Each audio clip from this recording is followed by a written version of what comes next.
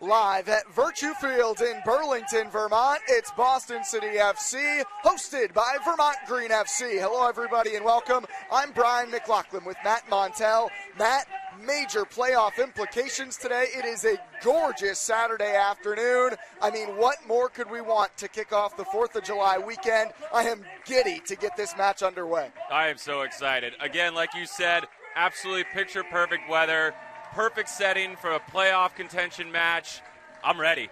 Boston City FC comes in at 7-4-0 with 21 points. They sit in third in the Northeast Division. We'll get more into the playoff picture in a moment, but let's meet the Boston City FC starting 11, Matt. When we're looking at this squad, it's the same starting 11 they started on Tuesday in a 1-0 loss against Seacoast United. Watching these guys warm up, it was clear what was standing out to you about this 11. Well, the second I got here, I all of a sudden took a look and I noticed the size difference between Vermont Green FC and Boston. And you could almost, just do an average and be like, every single one of these players is reaching somewhere around 200 pounds of dense muscle. This is a big team. And they looked technical. They looked sharp.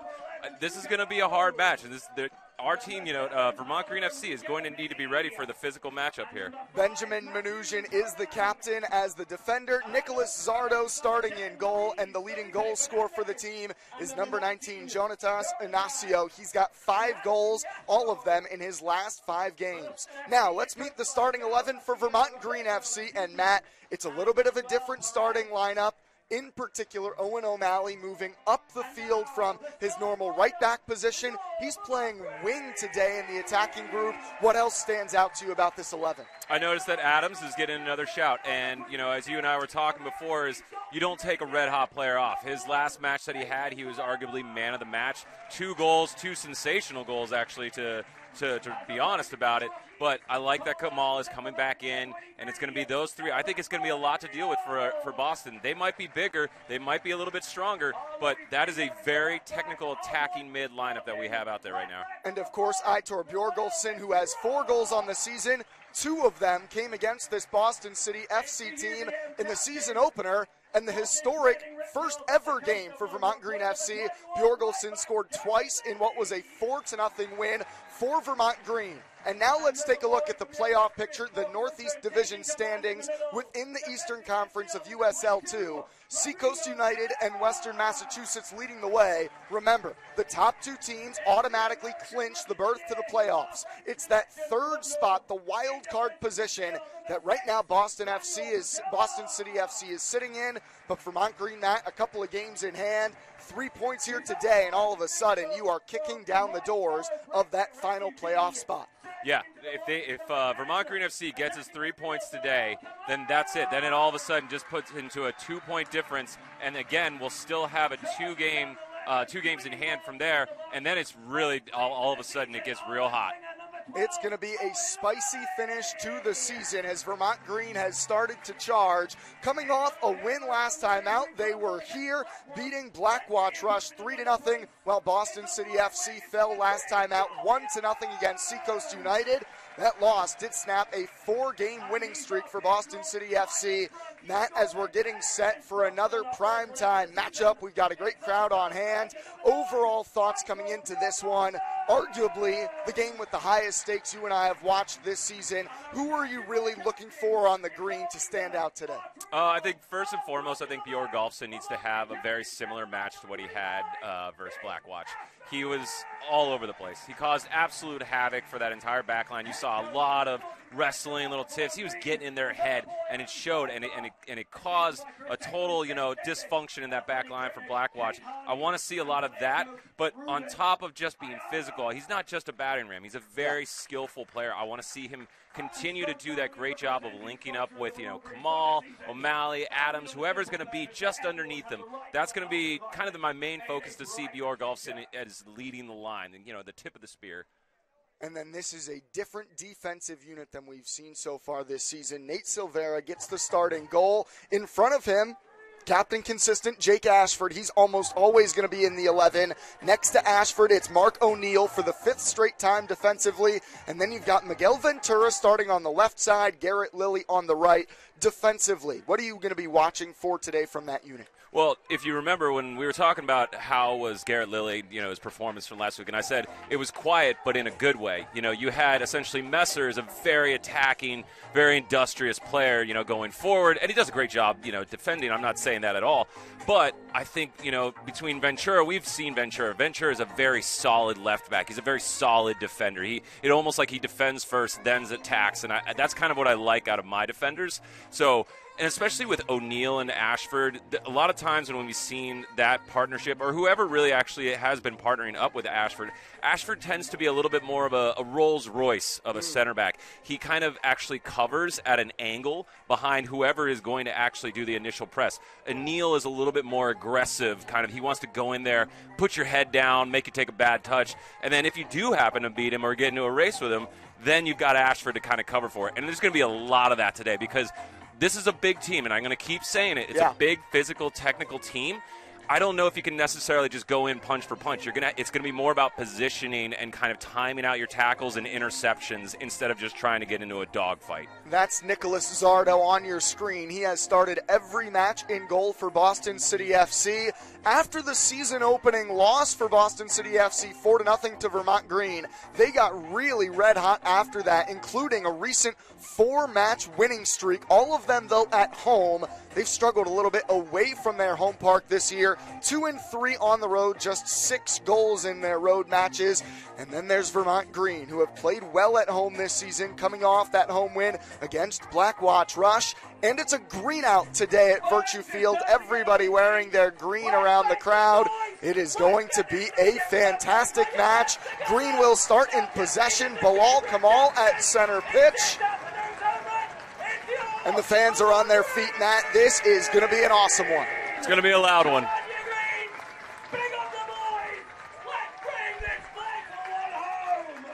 Vermont Green FC at 5-3-1, currently sitting 4th place in the Northeast Division with 16 points. But a pair of games in hand against Boston City FC.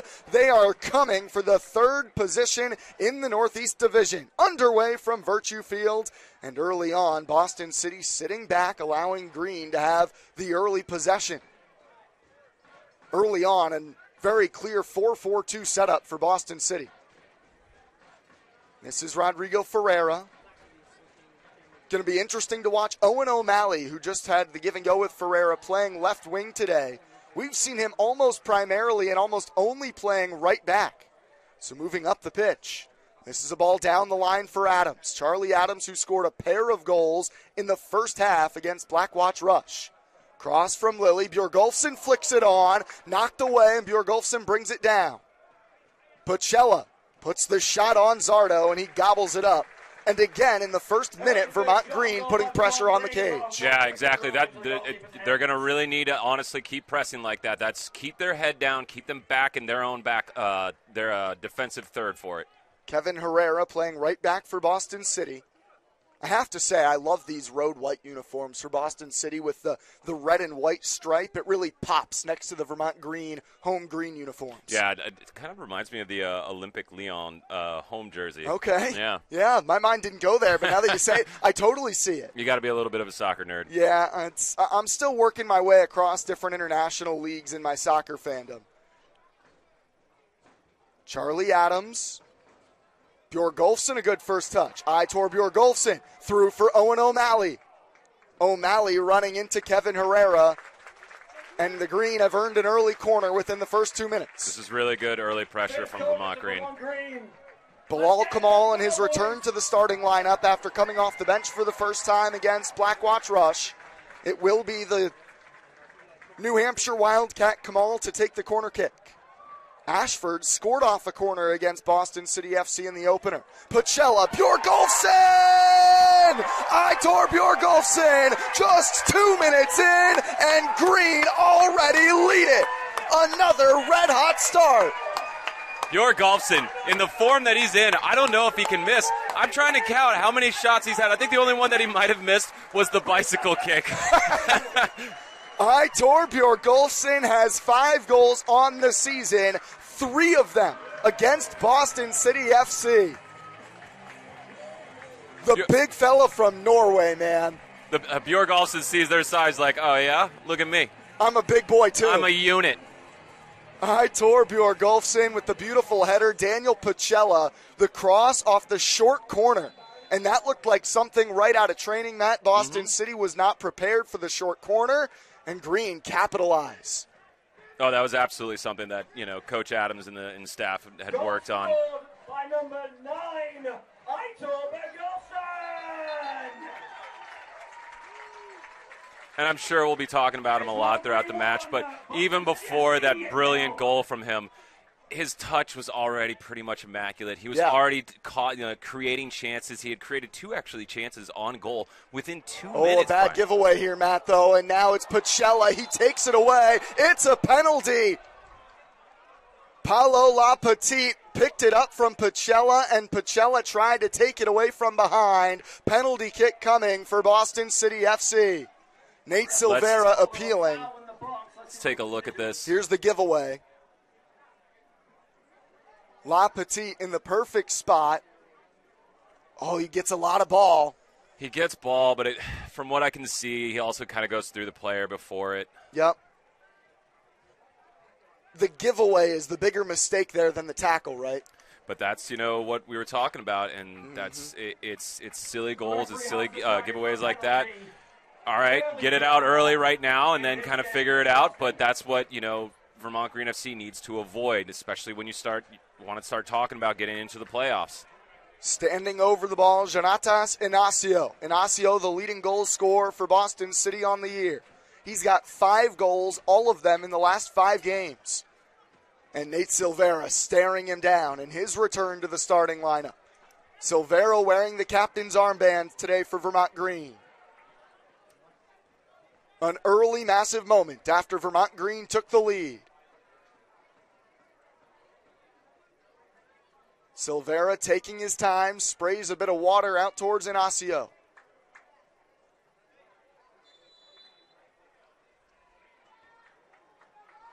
With Bjorgolfsson giving Vermont Green the early lead, Boston City trying to draw level. Inacio locking eyes with Silvera. And he beats him in the upper corner. Silvera frustrated, and we're back to level just over 5 minutes in. It's a good take from Inacio. He gives him the eyes that he's going to go to Silvera's right, hammers it up on, top right corner instead. What a start we've had here, Matt. Yeah. It's game on now. Game on. Playoffs potentially on the line as we are about 3/4 of the way through this USL 2 season. It was never going to be easy today for Vermont Green. No, and now, this is where character starts to show. It's deflating to score that goal and then have, one go against you or give away a PK immediately from there. Now it's really about, what is your mental game? Can you get over it quickly and do exactly what you were doing well in those first, few minutes that led to that first goal? Again, a nervy pass on a switch of play gives a throw into Boston City. You had that really circled defensively. How would the defense look? And it has not been the cleanest of start for Vermont Green's back line. I don't know if it's necessarily that one lineup is not doing as well as the other. We've seen it rotate through. Right. I think it's just something that comes – defense is very difficult to get extremely locked in when you have such a short season and a limited amount of time to work on it. Even an offsides trap is something that takes months. It takes a preseason, and then it still goes into a season to actually get good at an offsides trap. And I don't know if we necessarily have seen us play very much like a high line trying to catch teams offsides like that. So I think it's really it's the nature of a short season, limited amount of time together. Defense is probably going to be a little bit the shakiest. Taken off the foot of Ventura. That's one of the big fellas on Boston City, Chuka Aru. He's been playing this right side in the midfield for Boston City. Aru looming large over Ventura along the right side. Lilly and Ashford manning the right side for Vermont Green. Garrett Lilly coming off his first 90-minute performance in 7 months. Had not played a full 90 minutes dating all the way back to the fall for the University of Vermont. He played 90 minutes and earns the second straight start for the Green. Aru down the right. It runs away from him on the Virtue Field turf. Into the 8th minute. Already, if you're just tuning in, tied at 1. Aitor Bjorgolfsson off of a corner kick for Vermont Green gave them the lead about 2 minutes in. And then a penalty kick goal for Jonatas Inacio answered the call for Boston City. But now it's Owen O'Malley. O'Malley has it knocked away by Kevin Herrera. It's an absolutely fantastic tackle. Needed to get it right. Yeah, needed to get that exactly right. Good to see Owen O'Malley looking dangerous in his shift up the field. And now another corner kick for the Green. Only thing I would have kind of asked of O'Malley on that one is, like, could you have maybe had that one on your left? Yep. He's a right-footed player playing on the left wing. Kamal again taking the corner kick for Green. A low bouncer towards the near post intended for Mark O'Neill. O'Malley wins the ball. Where did he come from? We know when he gets going, Owen O'Malley, as much swagger as there is. Charlie Adams!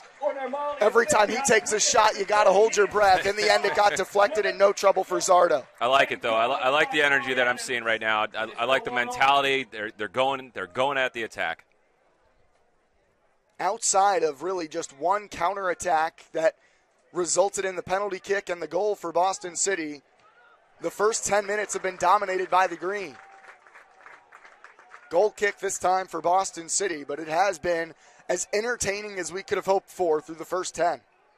Well, between right now what I've noticed out of Ferreira and essentially Pacella is they have 1v1 marking in the middle of the field, so they can actually kind of render the midfield either moot or they can try to dominate it, but there's no essentially like numerical mismatch right now in the middle of the field, and I think that's why you're seeing essentially Boston kind of going long a lot. They're having a difficult time playing it through the middle and then, into their forwards. Sure.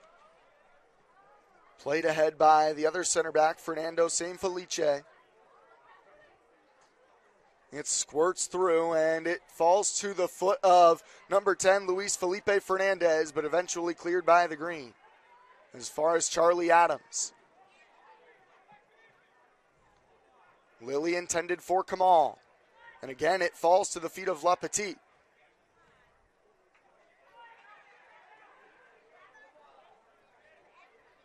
I want to see Kamal get on the ball a little bit. I know it's been difficult. I'm not blaming him or anything like that. I just haven't seen him necessarily do his thing yet.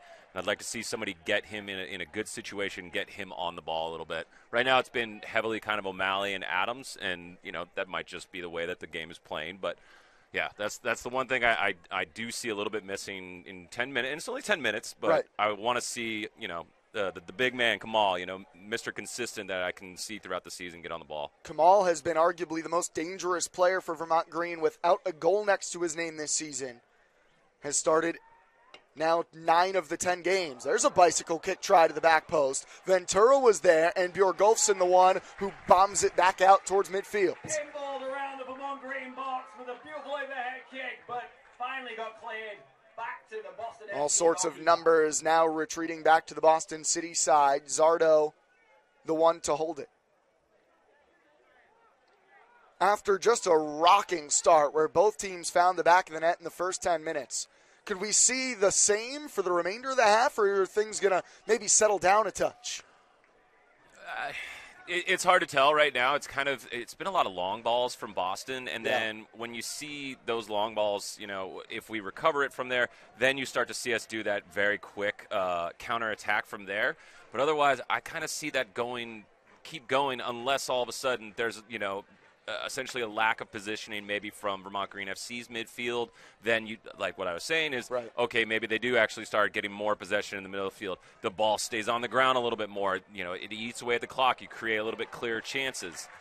Long throw-in gave Silvera something to chase after. Nate Silvera, the last time he was in the starting lineup, allowed 4 goals against AC Connecticut. Although, according to Coach Pfeiffer, there were just some moments of lack of concentration defensively in that 6-4 win for Vermont Green. Silvera hoping to return to what was really fine form at the beginning of the year. That ball bounces forward from O'Neal to Bjorgolfsson, wide for Ventura, playing his natural left back position. Ventura to the byline, crosses it towards Kamal. Pacella brings it down. That bounced near a hand of a Boston City player, only as far as Owen O'Malley. He picks out Kamal. Oh, Bilal Kamal dancing into the 18. Ventura gets tackled by Aru. And Boston City on the counter. Not so fast. Rodrigo Ferreira is there. Outstanding tackle. Ventura. He's going shoulder to shoulder with Mateus Tanan. And only cleared as far as Owen O'Malley. Owen O'Malley cutting across to his right foot. We're going to see that a lot today from him, I think. He loves that right foot, so watch for him cutting sideways across the 18. Paolo Lapetite let loose quite the shout as he went down, and the Vermont Green faithful letting him hear it as now he's shouting at the referee. Ventura giving a little bit of a theatrical dance to kind of mimic that a little bit. I like it. There's already some spice to the match now. Speaking of spice, how about Owen O'Malley? This time he's the one that takes the shove and goes down without the call. Guilherme Silva, the one who decked Owen O'Malley.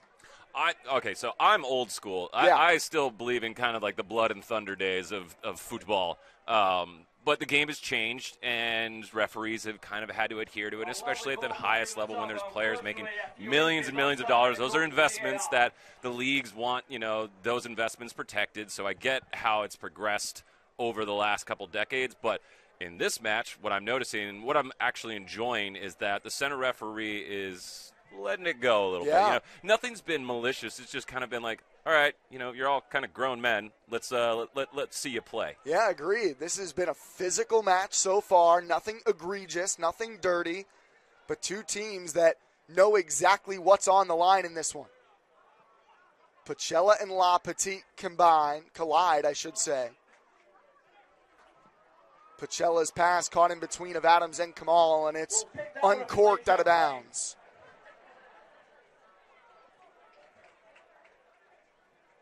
Through 15 minutes, Aitor Bjorgolfsson and Jonatas Inacio, the two goal scorers.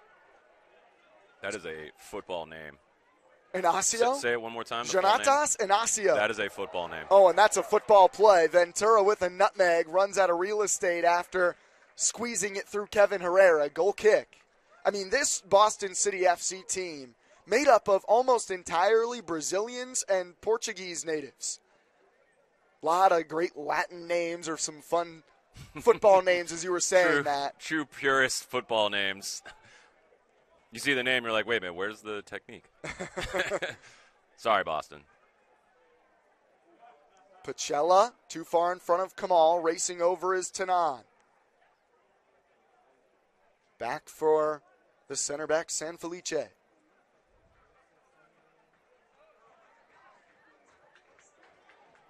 Kamal in traffic. Behind Bjorgolfsson. Pacella with a fine tackle, but Silva's on it. And back to the captain, Manoujian. But right away what you're seeing, Vermont Green is essentially taking all of the air out of the middle right now. You're watching Boston, they're limited to only play they're keeping possession in the back. Bjorgolfsson's not going to just burn his entire battery just chasing down that ball. So really what you're seeing is they're playing in their defensive third for the most part, and then they're likely going to have to go very wide or they're going to have to go long. We have not seen them break down Vermont Green with passing yet. It's long balls like that you picked up on, Matt. But that ball falls kindly for Herrera. Herrera and O'Neal both go to the ground, WWE style, and it's going against Boston City's Herrera. Solid tackle by Vermont Green. O'Neal quickly for Pacella. It's a free kick to Vermont Green in the back. And Boston City quick to drop back, giving Jake Ashford all sorts of real estate.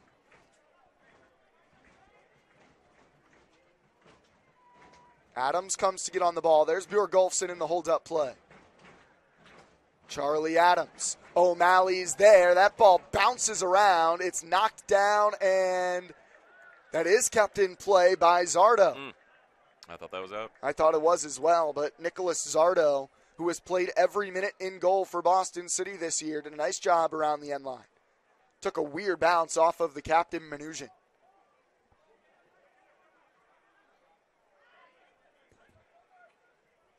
Through ball for Felipe Fernandez to chase after, but Ashford, that's some of that positioning you talked about earlier, Matt, with Ashford, as you said, the Rolls Royce of center backs. Yeah, no, that's something that I've noticed about Ashford through the whole season is, and I'll use the term like no fuss. It's because he looks very calm, and you use the term like Rolls Royce because he's just smooth. He glides around the field, and that's due to how smart he is in his positioning. So he's never really having to just sprint, and try to make like a last-ditch tackle. He's kind of like, nope, I can read exactly where that ball's going. Outside of the foot try by Chuka Aru. Ashford, one of now only one Vermont Green players to start and play in every game. 100% record? 100% record as far as starts for Ashford. Nathan Messer was the only other Green player who had started every match. Messer available off the bench today. Some room for Owen O'Malley with Ventura on the overlap. Ventura was there, but O'Malley had it knocked away. Herrera wide for Aru. Aru maneuvering around both Pacella and Ferreira. And finally, it's O'Neal coming over to help out his number sixes. Not easy to dribble around both Daniel Pacella and Rodrigo Ferreira. A good bit of skill from Chuka Aru. Ready for another attack. Come on, boys. Yeah, he's big. He's technical. Very big. It took 3 Vermont Green FC players to kind of finally get it off. Charlie Adams stampeding forward, but again, once Vermont reaches the attacking third. Now caught thin. Yep. Numbers on a counterattack for Boston City. And I think you're going to start to see a lot more of that as the game progresses, especially, okay, we're in the shade up here in the bird box, as I like to call it, and it's great. It's wonderful. Yeah. Down there on turf, which just seems to capture heat. Oh, it's, even players as fit as these guys, it's going to start to tear away, and the game's going to open up, and it's going to be a little bit more like a basketball game. It's going to be back and forth, back and forth. Bjorgolfsson to the end line, and it's a corner kick for Vermont Green. Block was made by Mnuchin. Bjorgolfsson. It was looking a little As you said, heavy-legged. It's a hot day. Bjorgolfsson started against Blackwatch Rush. There's the block from Mnuchin. Bjorgolfsson, you can see him there go right down to his hands. I mean, he just didn't look quite right. Kamal preparing for the corner. High arcing to the back post. Ashford goes up, falls for Ferreira, and now Pacella.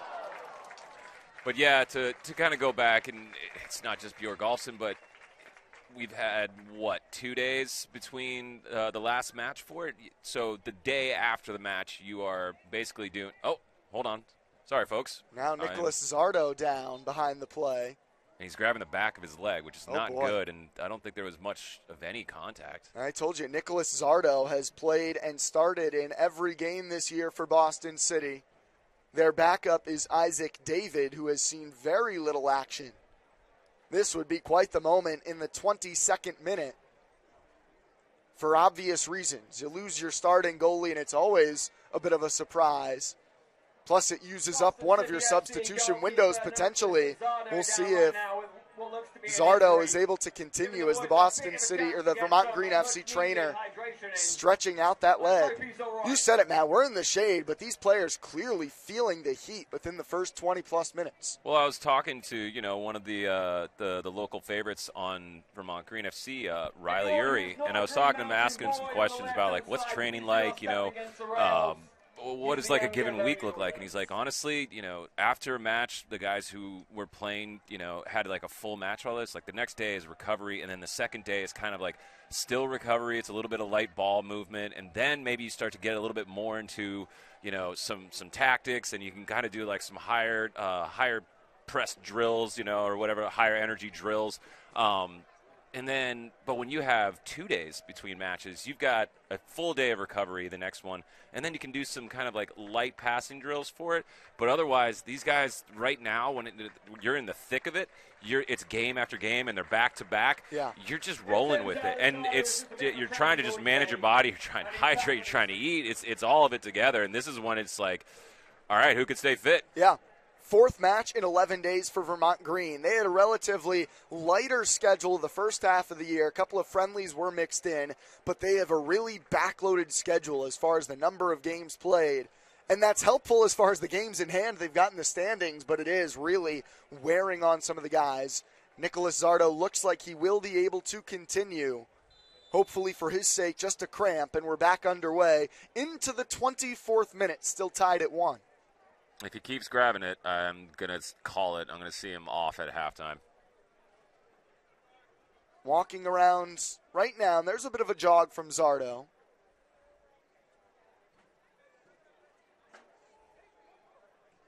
Both teams were able to go to their benches, get some words of encouragement from the sidelines. O'Malley, a poor touch, loses out to La Petite. Kamal trying to muscle his way through. And La Petite takes it away from Adams. Out wide for the left back, Luis Sartor.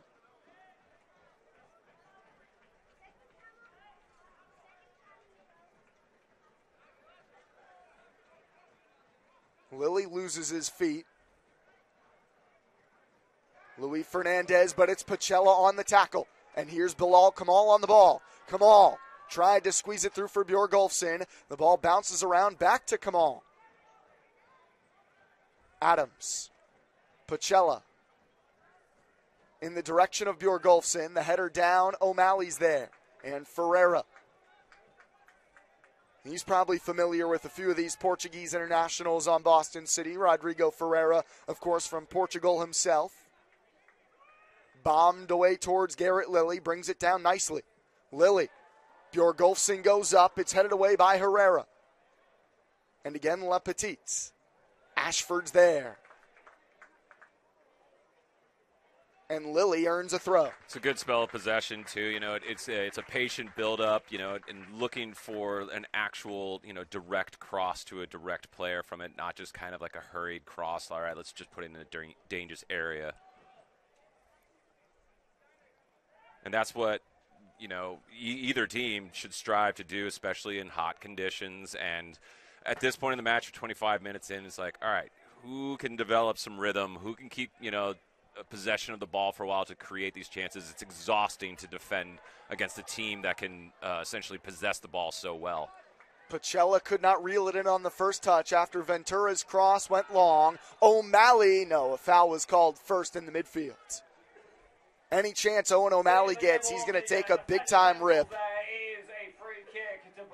Boston City with the free kick in their defensive third. It's been a while since Boston City had anything near Nate Silvera's goal. They haven't exactly been penned in, and there haven't been major Vermont Green chances.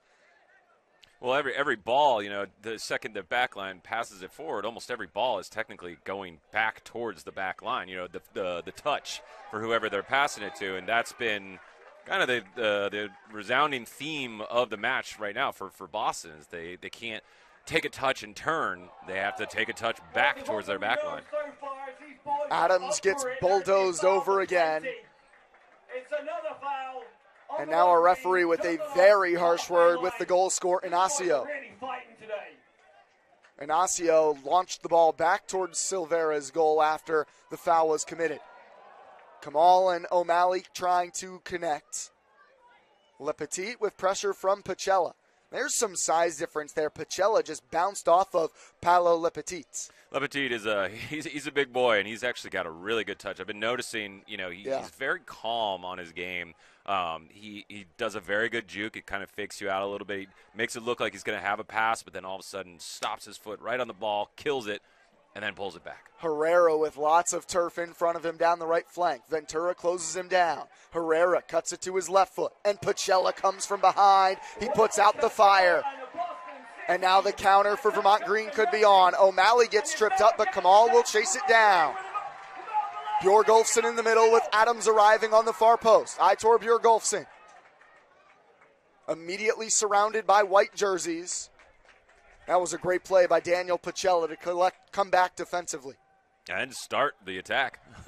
After an early miscue for Pacella eventually resulted in the Boston City penalty kick goal, he's settled in quite nicely, it feels like.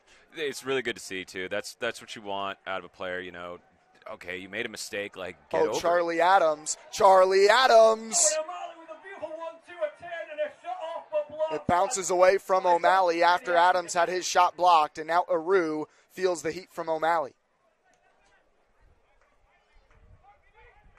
Inacio in the direction of Luis Fernandez. Sartor. Inacio. Good recovery to get back in shape from Green. There have been moments where both sides have looked stretched. You can hear the stomping of this anxious Vermont Green crowd, expecting maybe the best crowd of the season for Vermont Green today. It's absolutely packed. It is a beautiful day, and the fans have come out to show their support. I mean, what a better way to start your 4th of July weekend than coming on out to the park. 2 p.m., sun's out, football.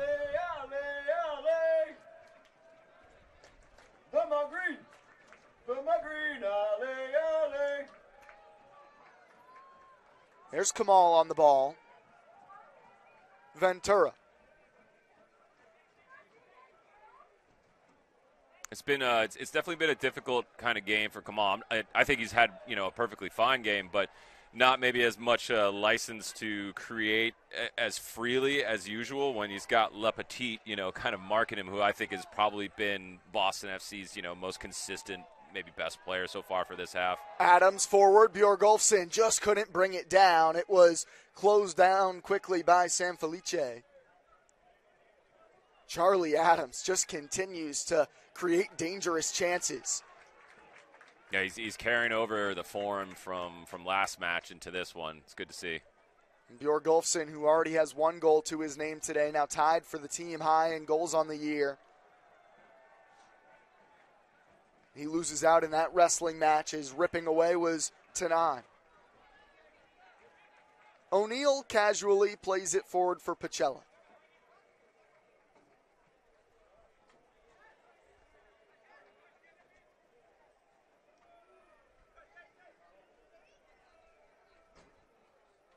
Pacella from Ferreira.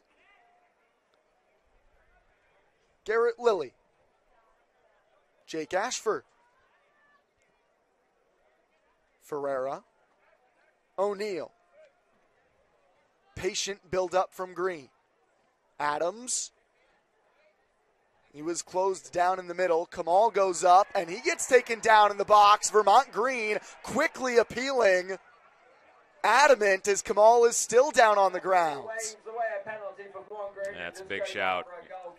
They were begging to get a penalty kick called in their favor after the Boston City FC side scored their first goal on a penalty. No, let's watch the replay. Let's see this.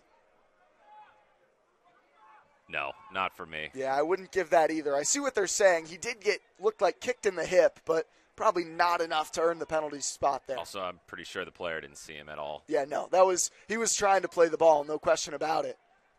Didn't realize Bilal Kamal was flying in.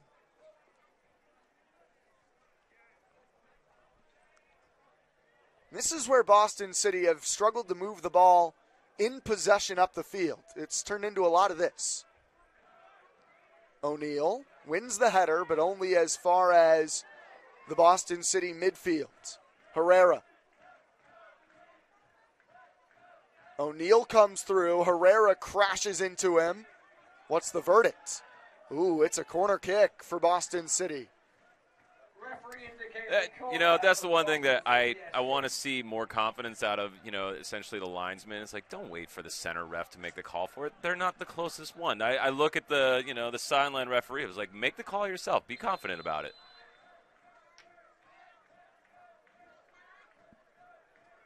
Now our referee has stopped action. He's trotting over towards the Vermont Green sideline. I think Adams is having words about maybe that foul, that perceived foul on Kamal.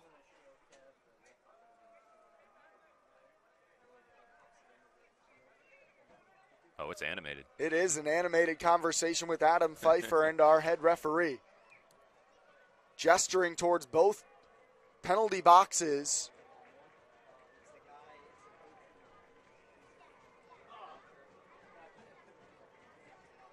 There's a look at it. You can see Adam gesturing with his hands. That's been going on for quite some time now, and now they finally break it up. Still some words from head coach Adam Pfeiffer, who also coaches collegiately just down the road at Norwich University. 60 minutes in this match, and so time wasting isn't that advantageous. Corner kick. Silvera's there after the flick. Rebound still pinballing around. Aru brings it down. Righty shot as there's a green player down in the box. Another one is deflected. Up in the air, still in the 18. Ventura takes a whack at it. Finally, O'Neal heads it away, and it's going out of bounds. It's O'Malley down in the box. But how about the Nate Silvera initial save? Owen O'Malley on the floor. I think O'Malley's going to be okay. There were bodies flying on this really nice flick from Boston City. O'Malley was down even before that. To him. He might have gotten shoved from behind, it looked like, as people were jockeying around. Okay. What do you see, though, from that Silvera save? That's tough when the ball's flicked on you from the near post like that. Quick reaction time. Yeah, at that point, it's just, you got to be a big cat. just react to it. It does go down as a save for Silvera. Ball went out of bounds for a throw-in now for Boston City. Big throw coming from Le Petites. Lilly got the header, finally clear of the 18. But Adams and O'Malley not on the same page. Le Petites optimistic from that distance. Yeah, I think Vermont Green will take that all day. Go ahead, have a shot from there. If you sink it, hats off to you. Tip the cap. Yep. But that was a good test. That was good defending, in my opinion. So, it'd been kind of like a quiet 15-minute stretch there for the back line for Green. So best threat from the run of play so far for Boston City. Yep. Ferreira carrying forward. Advantage played after a foul on Bjorgolfsson. O'Malley. Ferreira runs the overlap. O'Malley has his, I believe, crossing attempt blocked. Although with him, I'm never sure if it's a cross or a shot. We'll see. We'll see if he has another one of those. Garrett Lilly gets to the end line towards O'Malley, heads it down. Bjorgolfsson hesitated. Back for Pacella. Shot blocked. Rebound falls. Kamal on it. He takes the shot. Pacella a swing, and it's cleared away. A lot of hearts and mouths defending for both teams right now. Ferreira pushes it wide. It's O'Malley again. Down behind the play. It's distance from Ferreira. As it was Ventura, who got hit. Rodrigo Ferreira puts it over the bar. This game, knife's edge a little bit. From the neutral standpoint, this is a great match. This is back and forth. You've got some hard tackles going in, a lot of last-ditch defending, loving it. Both keepers have been forced into a few saves as well after Vermont Green scored in the first 2 minutes. A battle for playoff positioning. If Boston City FC comes away with 3 points on the road today, they are pretty close to locking up a potential wild card spot, even with a few games in hand for Vermont Green. If things swing the other way and Vermont Green gets the full 3 points at home, Boston City is going to be feeling the pressure for their final 2 games of the regular season. Ferreira back for Ventura.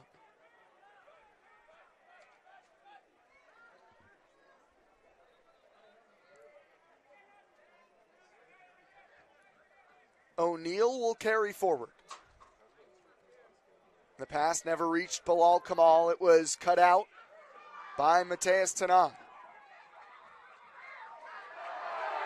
Oh, the crowd did not like that as Kamal and Aru battled along the near sideline. Aru, a bit of a tug there on Kamal for sure. Yeah, I was a little surprised there was no call on that, but I'm loving the reaction from the home crowd. Oh, they love their team. This is fantastic.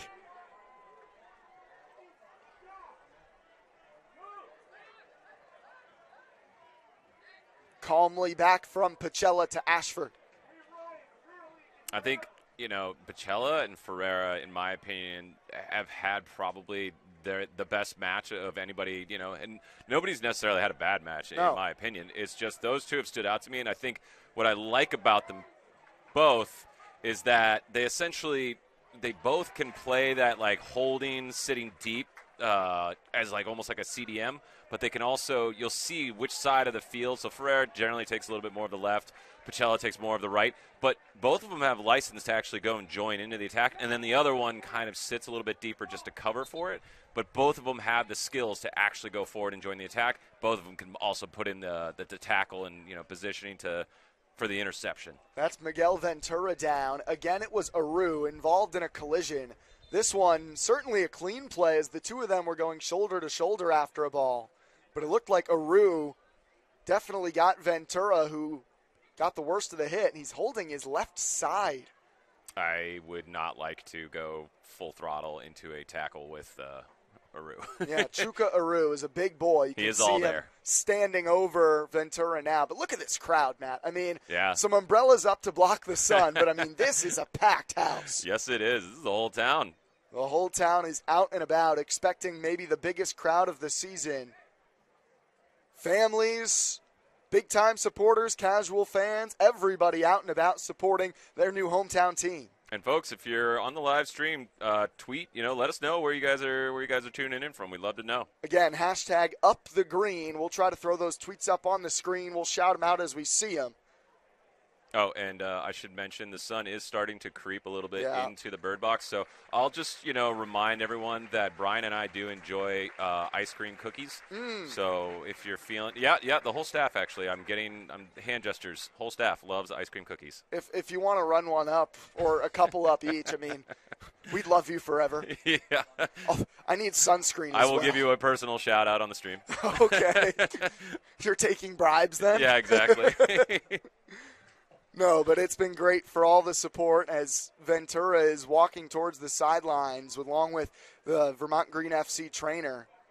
Hopefully Ventura will be able to continue. I think the wind might have just gotten knocked out of him as we're getting ready for another restart. The way he's walking, he doesn't need any assistance. He doesn't got a limp. He doesn't have his head kind of down. He looks like he's going to be okay. Just needs to go get some water, get off the field for a second, come back in.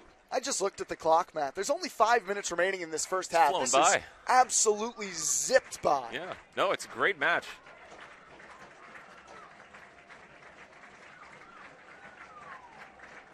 But for those, for the diehards, the locals, it's probably also, just especially if you take a lead, it just starts to crawl. That's when you just want the final whistle to go. And they scored in the first 2 minutes for the second straight game.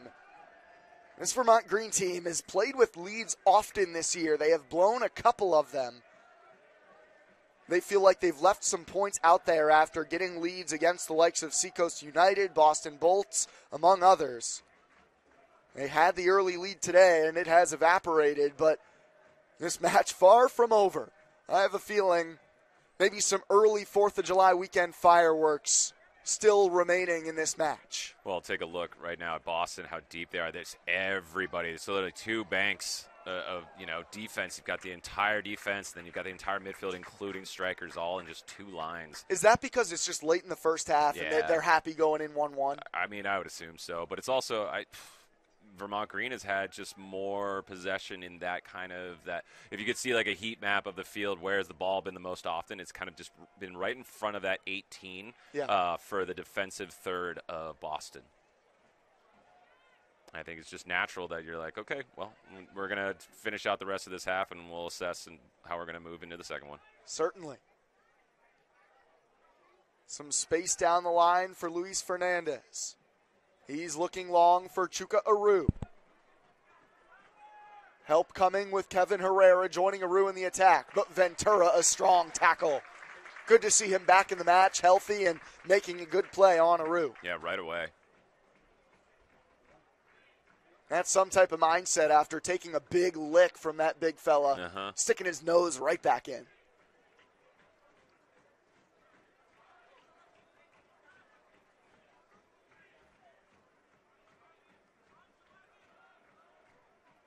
Long throw from Le Petit.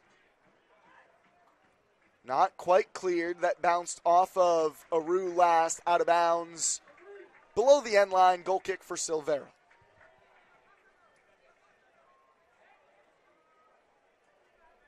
Boston City showing pressure, so Silvera waving his hands forward. Up and in. Yep, go ahead and send the ball down the other direction. He's got the wind at his back at the moment. Got a feeling he's going to be eyeballing Bjorgolfsson right now. Yep. In that direction. Look who's chasing it down, the big man.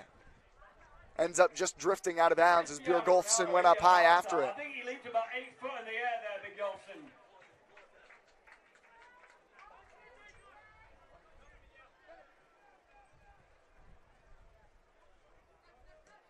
Herrera long. Flicked on beautifully by Inacio, and Aru has it on his right foot. Chuka Aru. Help comes from O'Neal. That cross goes directly across the penalty spot. Just a bit too far in front of Guilherme Silva.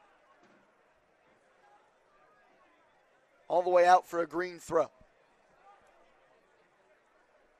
If you kind of notice, too, most of the attack or what you'd say like the opportunities that Boston's getting is coming from out wide. They're being forced to, it almost looks like an upside down umbrella if you start to see like, all right, where's the average passes coming from or going to from out of the back, or maybe like whoever's the deepest line playmaker for Boston. It's always going wide and then it's trying to cross in. Yeah. So that tells me a lot that Vermont Green has had a very compact center of the field. O'Neal takes it away from Aru. Ferreira finds the outlet in Charlie Adams. Been a while since we've seen Adams on the ball. What can he create? Bjorgolfsson back to goal. Pings it wide for Lilly. Just before the halftime whistle goes. Come on, boys! Coming over to cut it across or cut it out from the middle was Fernando Sanfelice. As we've reached the 45th minute, maybe one final push for the green. Ferreira. Pretty dribbling move. Ventura gets it wide. Ventura hooks it in towards the penalty spot. Kamal went up. Now it's Bjorgolfsson, and Zardo comes across to palm it down. Yeah, it's just like a floating ball. It's really hard to get any power on that from him, but it's good play.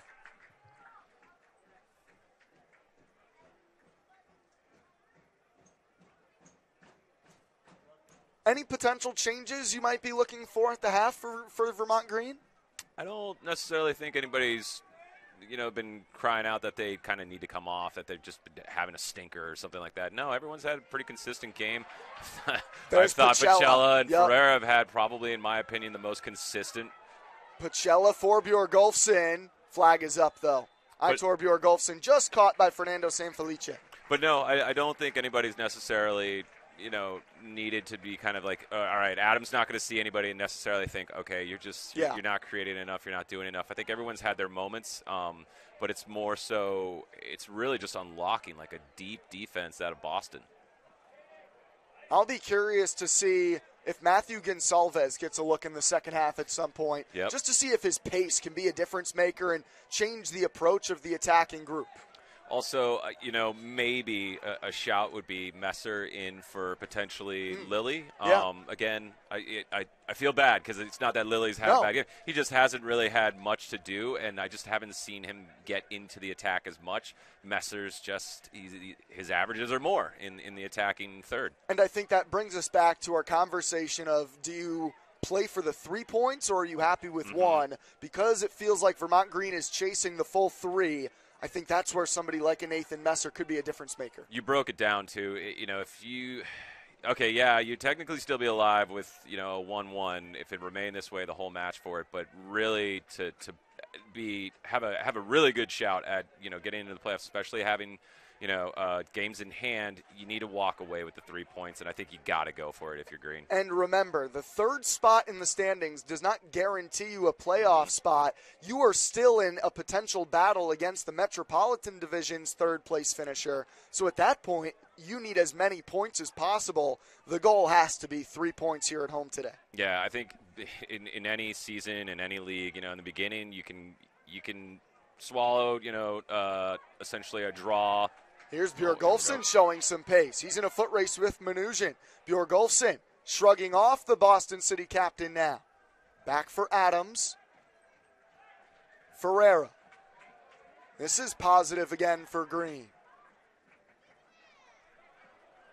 Ventura as O'Malley let it go over the top of him. 2 Creighton Blue Jays on the Vermont Green left side. O'Malley, he can rip those to the back post. It's just too much on it. Dangerous thought.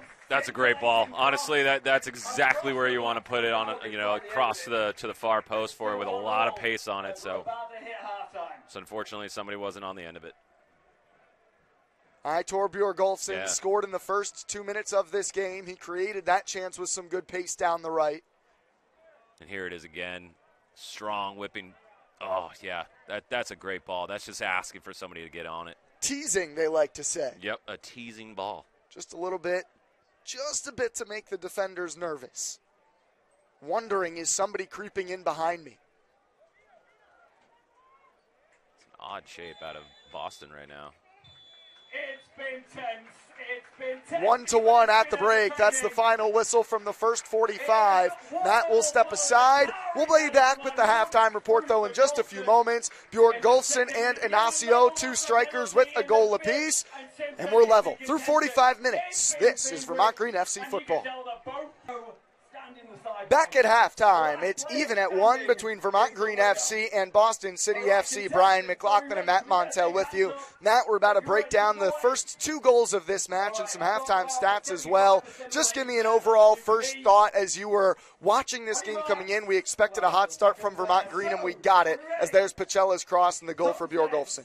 Yeah, what I noticed right in the first 5 minutes was Vermont Green wasn't waiting to develop any rhythm for it. They just went straight at it. Yeah, and it resulted in that cross from Pacella on a corner kick for the Bjorgolfsson goal. And now a look at the second goal of the day. Here's the penalty as Pacella commits the foul. Yeah, and it happens to everyone. It's happened to me a million times. It happens to the best of us. And what I saw, out of Pacella was that he got over it very quickly after the goal. And yeah, it's a good PK right here. He gives the eyes, for Silvera that it's going to go to Silvera's right, but he buries it up in the top right of the goal. But back to Pacella, and the whole team.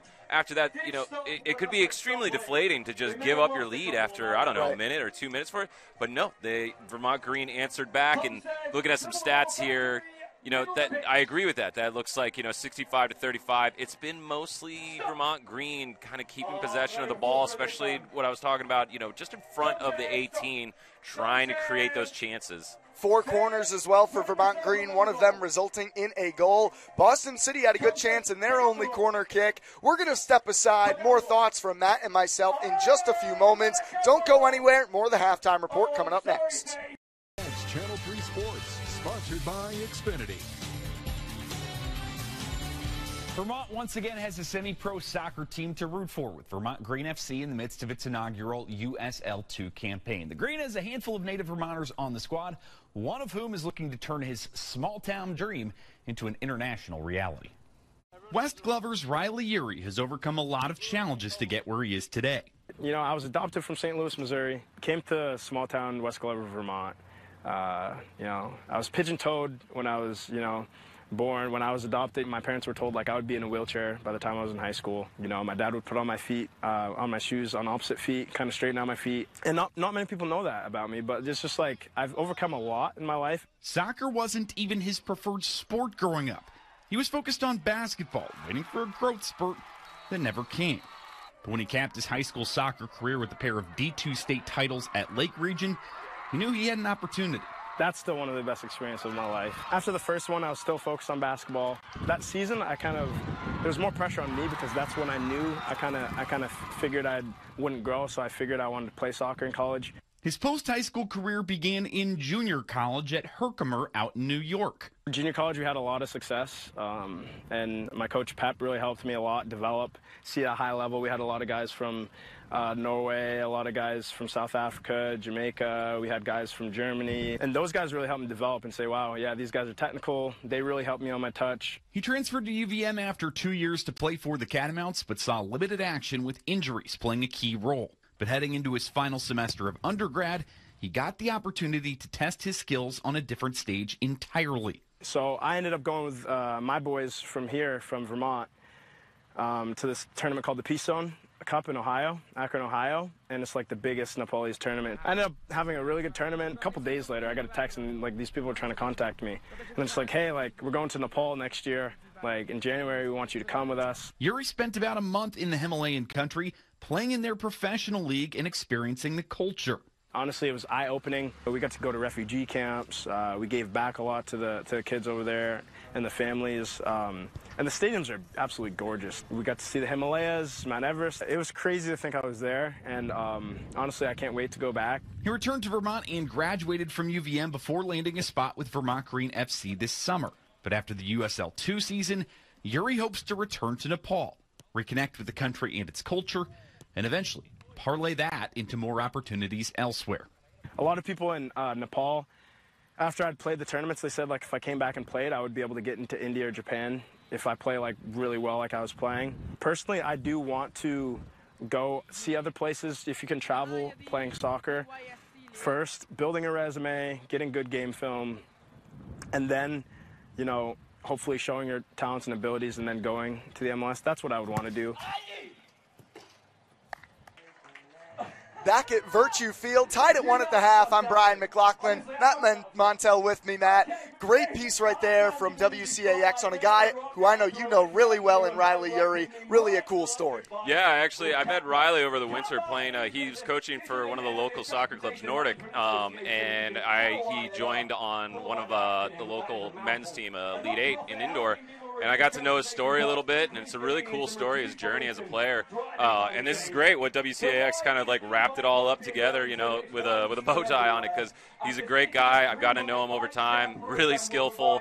Definitely really nice to have him playing up front in our washed-up men's league. But, yeah, shout out to WCAX. That was great. Great story there on Riley. But now back to the match at hand. Tied at 1 at the moment. Vermont Green scores early, Matt, but then it felt like Boston City settled in. What did you see from them on the defensive end that limited Vermont Green? I started to notice that Boston was sitting pretty deep, especially when we had the ball, and that's good credit to them. They sat in almost like a block of 2, as I was kind of saying. You know, you'd see like the full back line, and then you'd see all of essentially the midfield, and then, you know, maybe one of the attacking 2 sitting there. So they're limiting the amount of like clear-cut chances. And what I noticed specifically, like, okay, yeah, credit to Bjorgolfsson, he got that goal, and it was off of a very tricky, you know, what looked like a set play that was definitely worked on, that one-time whipping cross.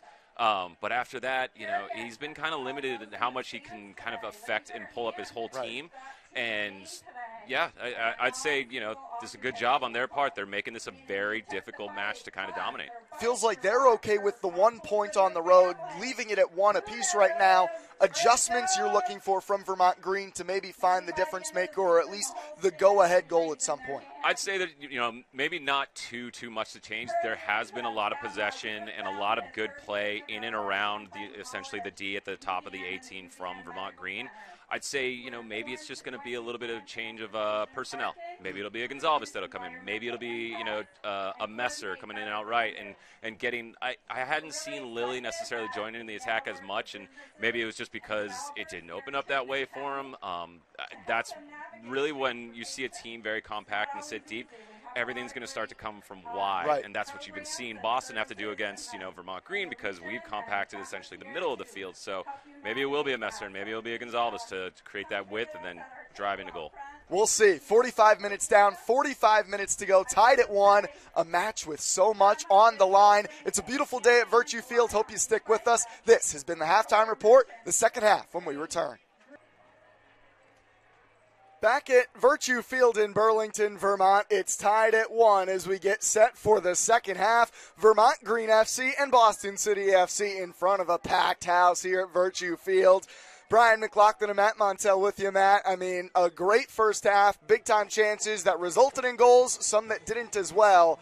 I mean, just exactly what we were hoping for in the first 45. Yeah, it's been an absolute dogfight, you know, but I would say Vermont Green FC with a little bit of the edge, at least in the possession side for it, and that's what I'm going to be looking for in the second half is, can you twist the screw just a little bit, just an extra 5%? Can you give it, just zip the ball a little bit quicker, get it forward a little bit quicker? You know, Boston has been sitting, you and I were talking that their back four has not joined into the attack in really much in that first half, and in order to kind of break down a defense that's sitting that deep, that resolute, you got to move the ball very quickly, and more people need to join into it. So I'm going to continue to look for Ventura or Lilly or whoever's playing in those positions to get into the attack, and maybe it's going to be Ferreira or Pacella just getting a little bit more adventurous. Be like, all right, get that extra 5-10 feet, get into the attack, get closer into the box.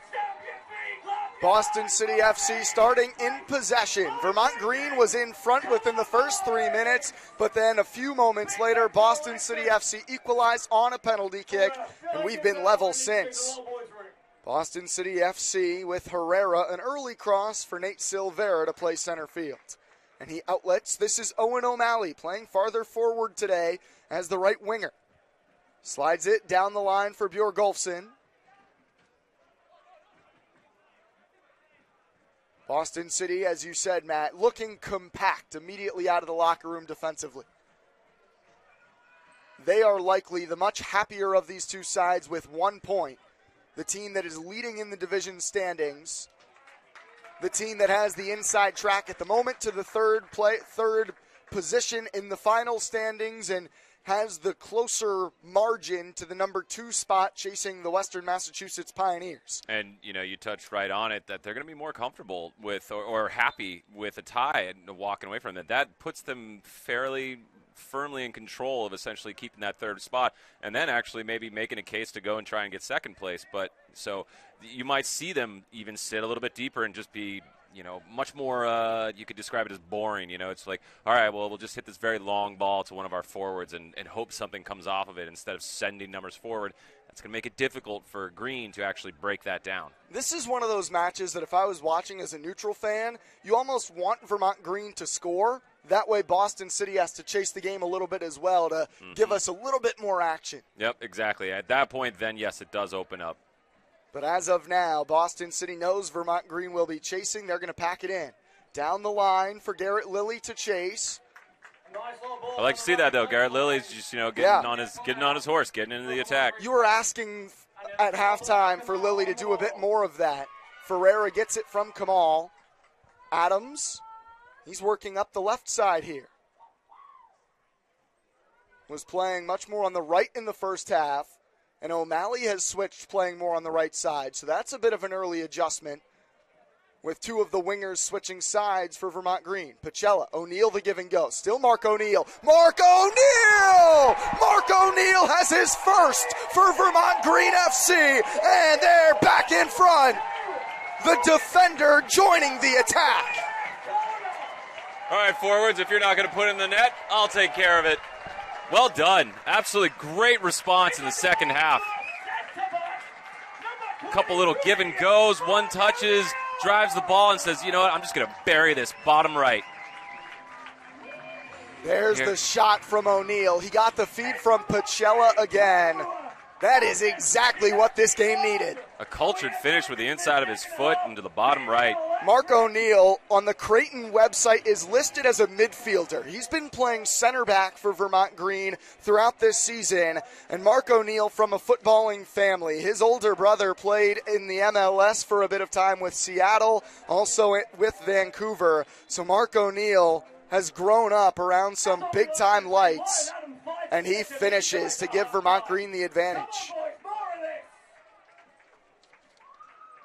Now it's Boston City who might go into desperation mode in need of a goal, and Vermont Green, the tables have turned, can pack it in a bit more defensively.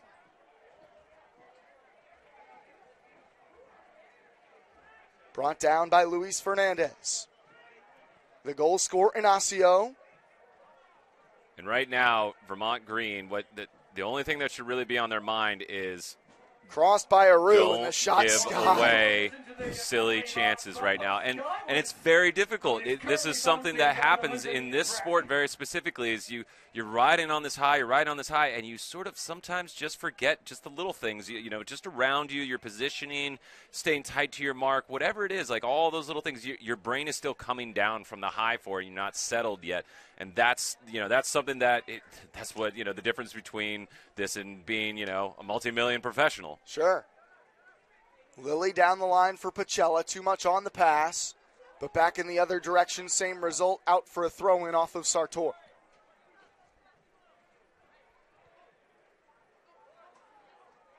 Good play. That was pretty.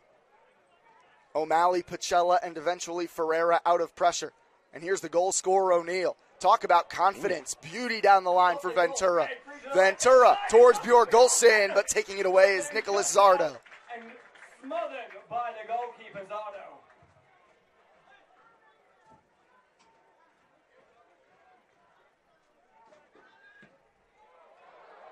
No fuss, Jake Ashford. He was mad with himself about that, though, but he sent that into the stratosphere.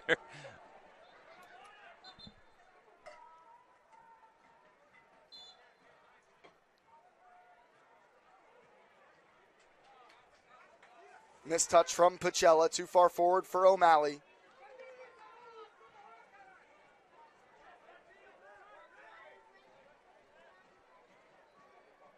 It's good shape from Adams, too, joining right into the center of the field. Oh, O'Neal had to go up and get that one. It bounced towards Chuka Aru. And a foul going against Boston City. The whistle going against Guilherme Silva.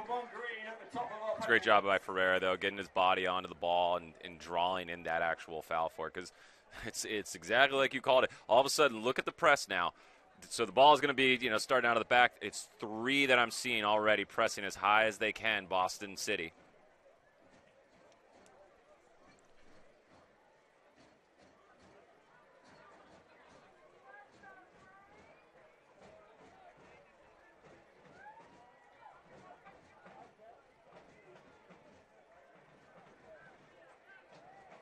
The goal scorer, O'Neal, that has given Vermont Green the lead. The Green, with that O'Neal goal, have now scored 2 or more goals for the 5th consecutive match. Over the top, almost found Bjorgulfsson's chest, but it was headed away nicely by Sanfelice.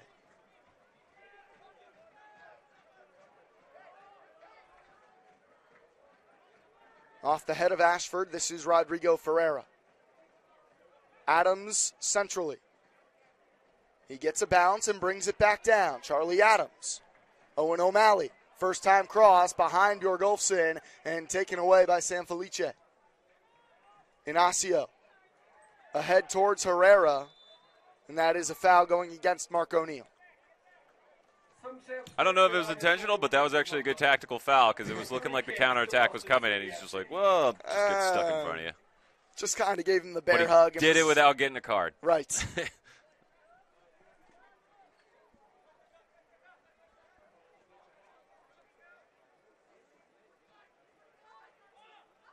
Pacella pushing the press forward, sent back in by Sanfelice. Herrera. O'Neal's there. And out comes Silvera to scoop it up. Good goalkeeping. Command the box. That's what Nate Silvera does. He's got that presence about him. Mm-hmm. He's an intimidating dude. I think it's the bald's head. Yeah, it's that's all of it. Shining under the bright sun. I mean, he is not a guy to be messed with. Some guys try to, rock the bald look to be like the tough guy. And he's just like, you're not that guy. It's just Stop natural. trying to be that guy. You're not that guy. But like, nope, he definitely is Silvera. Kamal got hit. O'Malley finds Bjorgulfsson, but he didn't notice the man behind him. Ooh. Still drags it on for Adams, who goes wide with Ventura. Ventura to the end line. Tackled off of him and out for a goal kick.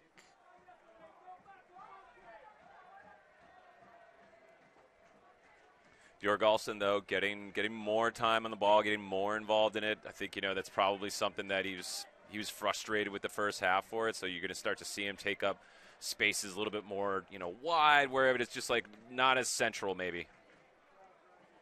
Ferreira and Le Petit go after it. Adams off the chest. And Ferreira earns the free kick.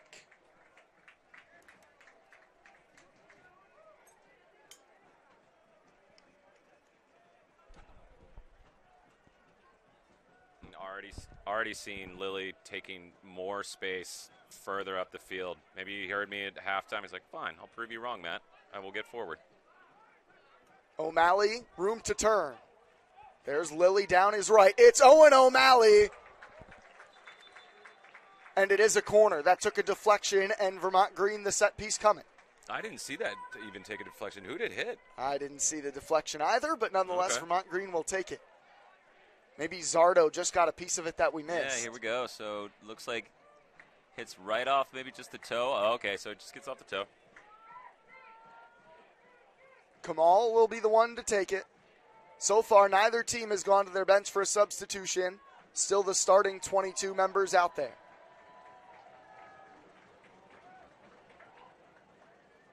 Kamal, pretty ball. Ashford goes up off of a Boston City head. Nicholas Zardo was aware and able to grab it on the bounce. That'd be something if both center backs get, 2 goals that lead to a 3-1 lead. Ashford has scored twice this season for Vermont Green. One of them came off of a corner against Boston City. Vermont Green on the road in their first match ever as a club beat Boston City 4-0 all the way back in May. It's a pretty good return for a center back, actually, to have more than, essentially more than 1 goal. After not scoring across double-digit starts during the fall at Creighton, Ashford with the pair, and in his 10th start today for Vermont Green.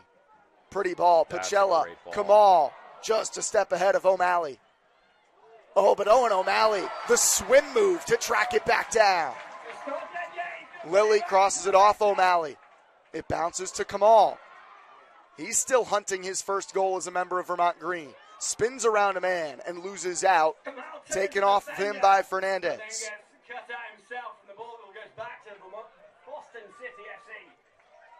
Herrera charging forward. Wide down the sideline for Aru. Back in the direction of Herrera. And Silvera comes out and gets crashed into by Herrera and draws a free kick. It's a poor ball from Aru, too, because it was a really good drive from Herrera. That was getting dangerous. That was starting to look like, 3v4, 3v3 maybe, and just a heavy one. And then you see a little bit of a foul coming right here from, I think it's Herrera. Ashford's getting in the way, and he knows he's not going to get it. Checks him from behind, goes into Silvera. That's just frustration. Silvera laid on the ground for a couple extra moments, and a few of the Vermont Green defenders used that time to grab some water. And Silvera ushering everybody up the pitch.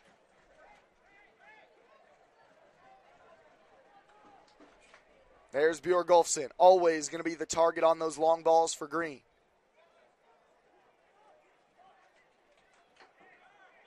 Kamal finding all sorts of room in the second half. Bjorgolfsson the target. Aitor Bjorgolfsson, the big Norwegian. Back for Charlie Adams. Adams, a low zipping cross. O'Malley was waiting. Pacella comes forward, taken off of his foot, and here's Luis Fernandez in the direction of Aru. That had just too much backspin and sailed beyond the big fella's right foot. Ventura back for Adams. Charlie Adams cutting inside. Still Charlie Adams. He slots Bjorgolfsson in. Aitor Bjorgolfsson side netting. The crowd erupted when they saw the white netting ripple, but he puts it wide of the post. You can see what he was thinking, too. He's like, I'm going to put this right on the roof, near post. I'm really impressed, though. Let's take a look at this again. Yeah, these great feet by Adams, too. Yeah, you can see Bjorgolfsson. He's like, all right, near post, hammer this right up into the roof of the net. Unfortunately, just doesn't get it. Dupes everyone in the crowd. For a moment, I was duped as well.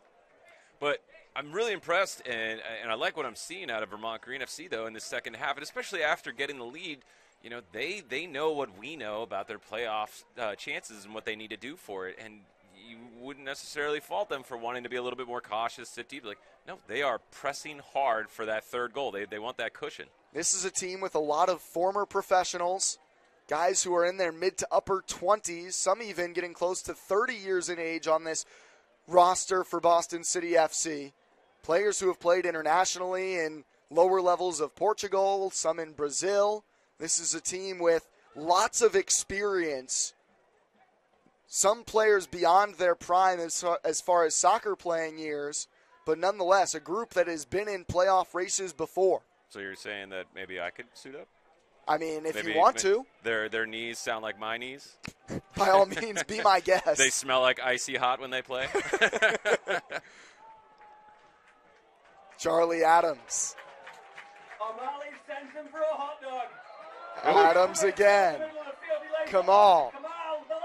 Through for Ventura. This is a gorgeous build-up towards the back post. Lilly was there, pawed away by Zardo. That would have been something out of a dream if Vermont Green had put that in the back of the net.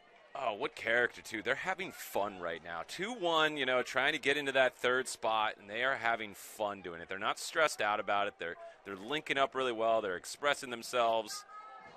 Oh, now Kamal in a wrestling match on the far side. He's not shying away from Chuka Aru. Kamal's got a little bit of fire in him. Bilal Kamal, born and raised in London, played for the Norwich City U18 team. He's got some experience at high levels as well. He was saying, look, you did that to my guys in the first half. He does have that bit of fire. Oh, I've played with a lot of guys and talked to a lot of guys from the UK, and the ball over there, as they say, is very physical. There's a lot of trash talk. It's definitely, it's make or break. Fernandez gets around Pachella. La Petite bounces it off of Ferreira and keeps it. Down the line, this is Herrera. Spaced across one. Ashford's there. Good positioning. Powerful header away as well. That might have taken Ashford just a little bit. That one hurt him a little. Jake Ashford down behind the play. Nate Silvera signaling to the sideline that his star central defender is banged up. He's actually barking at the side official as well that there was not an offsides on Kevin Herrera. Ashford back to his feet. Not looking great, though, right now. I think that ball was a little heavy. It was a little driven. He might have taken that a little too square. He just looks a little tired after it.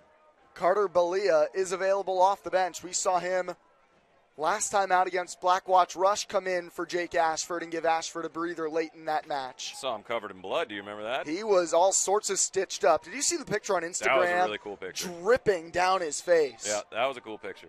Free kick, though, for Boston City, actually, behind the play. And it's out for a City corner. Trotting over to take the corner kick is Fernandez. They created a great scoring chance off a corner in the first half. A flick from the near post that forced Silvera into his best save of the night. Left-footed in-swinger coming from Fernandez. Towards the near post. Again flicked on from Guilherme Silva, but no threat this time to Silvera's net.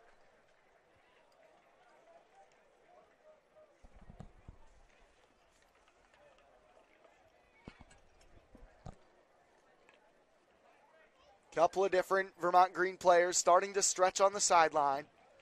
Ashford still struggling just a little bit. He's looking a little kind of tired. He went to grab some water, but we'll see if he recovers. Again, he's the only player who has started every game this year for Vermont Green. So while he's been, as you call him, Matt, captain consistent, not wearing the captain's armband today, but he has played a lot of minutes, really logged a lot of time for this Green roster. They push forward again with O'Malley. Wide for Garrett Lilly into the attack. Lilly, first-time cross, trickled towards Bjorgolfsson. Cleared away from Bjorgolfsson by Herrera, and it's out for a Green corner. I liked also how it started, too. It was Pachella took kind of like a hard ball, and his first touch was, it all of a sudden popped up in the air, and he just hit it, drove right across the ball with his left foot to create that chance, whip it out wide, and then right to O'Malley. He's just been in the mix of everything today, yeah. Daniel Pachella. He's been involved the whole match. In some bad ways, mostly good, but Daniel Pachella has been in the mix. Bilal Kamal. Flicked on by O'Neal. It falls right back to the feet of Kamal. He crosses right-footed this time. Swept away by the center back, San Felice.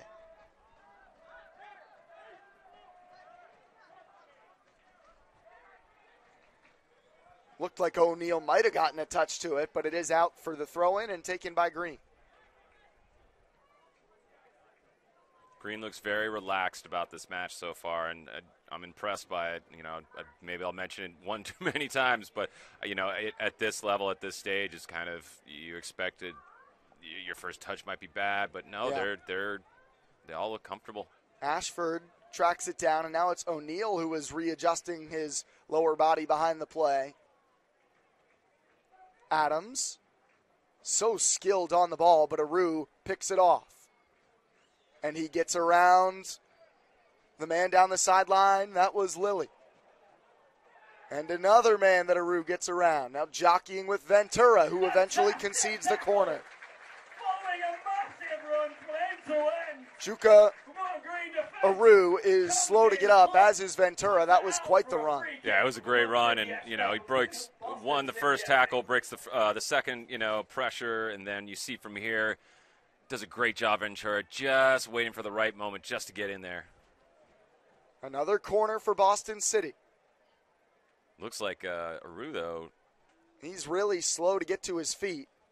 Yeah, it didn't look like anything kind of twisted, weird or anything. He just, your feet get taken out on the slide tackle. Maybe but just out of gas after a run. That it's was hot out there. About 50 yards down the field. I would be keeled over, sucking wind. Oh, I would at this point. I don't think I'd be conscious anymore. Yeah. I would have just passed out a long time ago. Medic. Wave the white flag. Medic. Fernandez the corner. Flicked on again by Guillerme. Takes an awkward bounce over the bar. Headed down from the free kick, and it just That is something to kind of note, too, that Boston's been pretty good at. They do that in-swinging cross from it, and most of the time when you see an in-swinging cross, it's meant for essentially a player to run across towards the near post and flick on. It's either, to flick on to the back post or even, they could try to, hammer it inside. But they've been consistently getting those chances. And they've been flicked on often by Guillerme Silva. As the first sub of the day enters for Vermont Green. Nathan Messer for Bilal Kamal. Okay. So Adams coming centrally, Matt. Messer will play at the left wing while O'Malley plays right wing.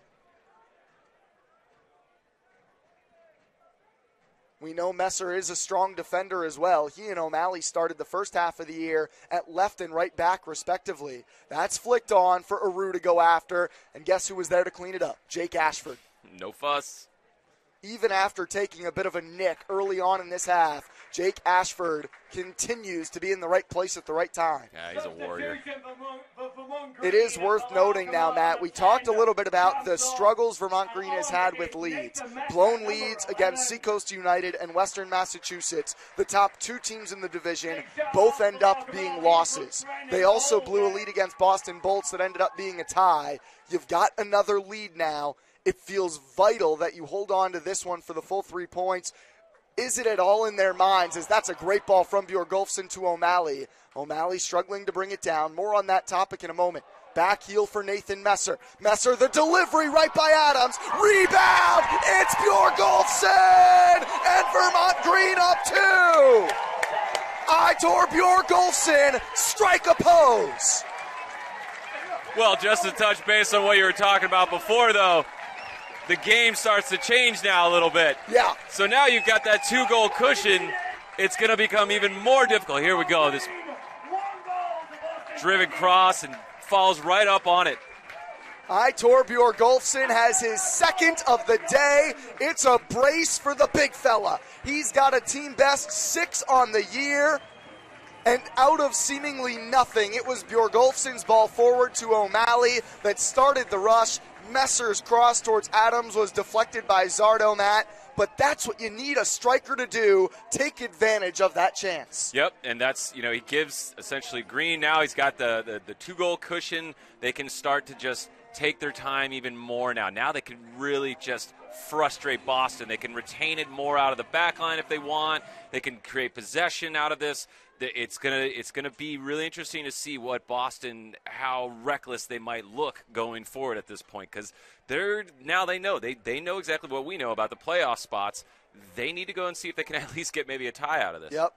How about the substitution from Coach Adam Pfeiffer and his squad? He puts on Nathan Messer, and that is Messer's ball across the 6-yard line that eventually results in Bjorgolfsson's second of the match. Yeah, I mean, it's what a luxury to be able to throw on Jake Messer, especially out left, somebody with such silky technical skills, and then all of a sudden just add all this pace on it. He's fresh, too, into the match. There he is. Here he goes. Nathan Messer again connects with Aitor Bjorgolfsson. How about some strength now? Aitor wrestling. Still Aitor. Oh, boy. Oh, careful. Whoa. Whoa. Whoa. Kevin Herrera just threw a punch. That is throwing a punch. Aitor Bjorgolfsson and Kevin Herrera got in a shoving match. Now, Bjorgolfsson was unhappy, gave a bit of a shove after the play, and then Herrera took the big-time shove and the swing at Bjorgolfsson. Captain, or Rashford need to go and grab Bjorgolfsson now, though, because he's not necessarily in the wrong. So get everyone out of there. Let the ref handle this part. Red card for Kevin Herrera. I would imagine Bjorgolfsson's going to be put in the book as well. Yeah, potentially. And a red shown to Aitor Bjorgolfsson, and now the Vermont Green staff is irate. Aitor shown the red as well, minutes after scoring his second of the day. What? He did take a shove in the direction of Kevin Herrera, but Herrera is the one who threw the punch. And we will play 10v10 for the remainder. Now everything is essentially a mental game from this point forward. So, Green, they have the lead. It's 3-1 right now. You have 20 minutes left in this match. Right. You need to get your head under control. Yeah. The senior players, the players that have the most minutes on this, they need to take control, and they need to all talk together and say, listen, we need to finish out the remainder of this. Nothing too hasty, nothing too malicious at this point. The ref is on his toes now, especially after a ref sending 2 reds now. He's looking for anything that's a little bit too spicy, as they'd say. It's been, I think, a beautiful game in many ways today. That is a less than ideal moment. Aitor Bjorgolfsson shrugging off Herrera. There's the shove from Bjorgolfsson, and then the punch. I don't think that's enough for a red on Aitor Bjorgolfsson. No. I think that's a clear and obvious yellow. Yeah, it's definitely a yellow because, the manner of it, but it's not a red. He didn't throw, a fist or anything or kick him or anything like that. And I don't want to get after the referee in any way. That's a tough decision to make regardless. Had Herrera not thrown the punch back at Bjorgolfsson, that's probably yellows equally on either side, right? Yep, exactly. Because the punch was thrown, then the red obviously comes out for Herrera. My question is, why does the red also get shown to Bjorgolfsson? We're not down there. Maybe something said for it. I don't know, because I know that Bjorgolfsson kind of gets back into Herrera's face. Maybe there was something that we missed from this side from it. But, yes, from our vantage point. And now Vermont Green is not happy that it is not a free kick for them after Bjorgolfsson was the one who was initially fouled. That's very confusing. Oh, dear. These last few moments have not been good in any variety, any way you slice it. And this decision is just baffling. Adams is losing it. He's not the only one. And now Vermont Green needs to realize ball back in play, get our heads under ourselves.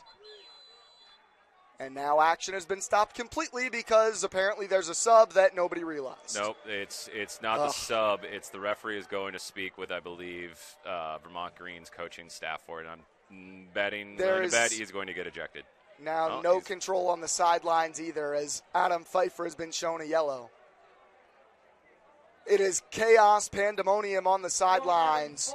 3-1 the score.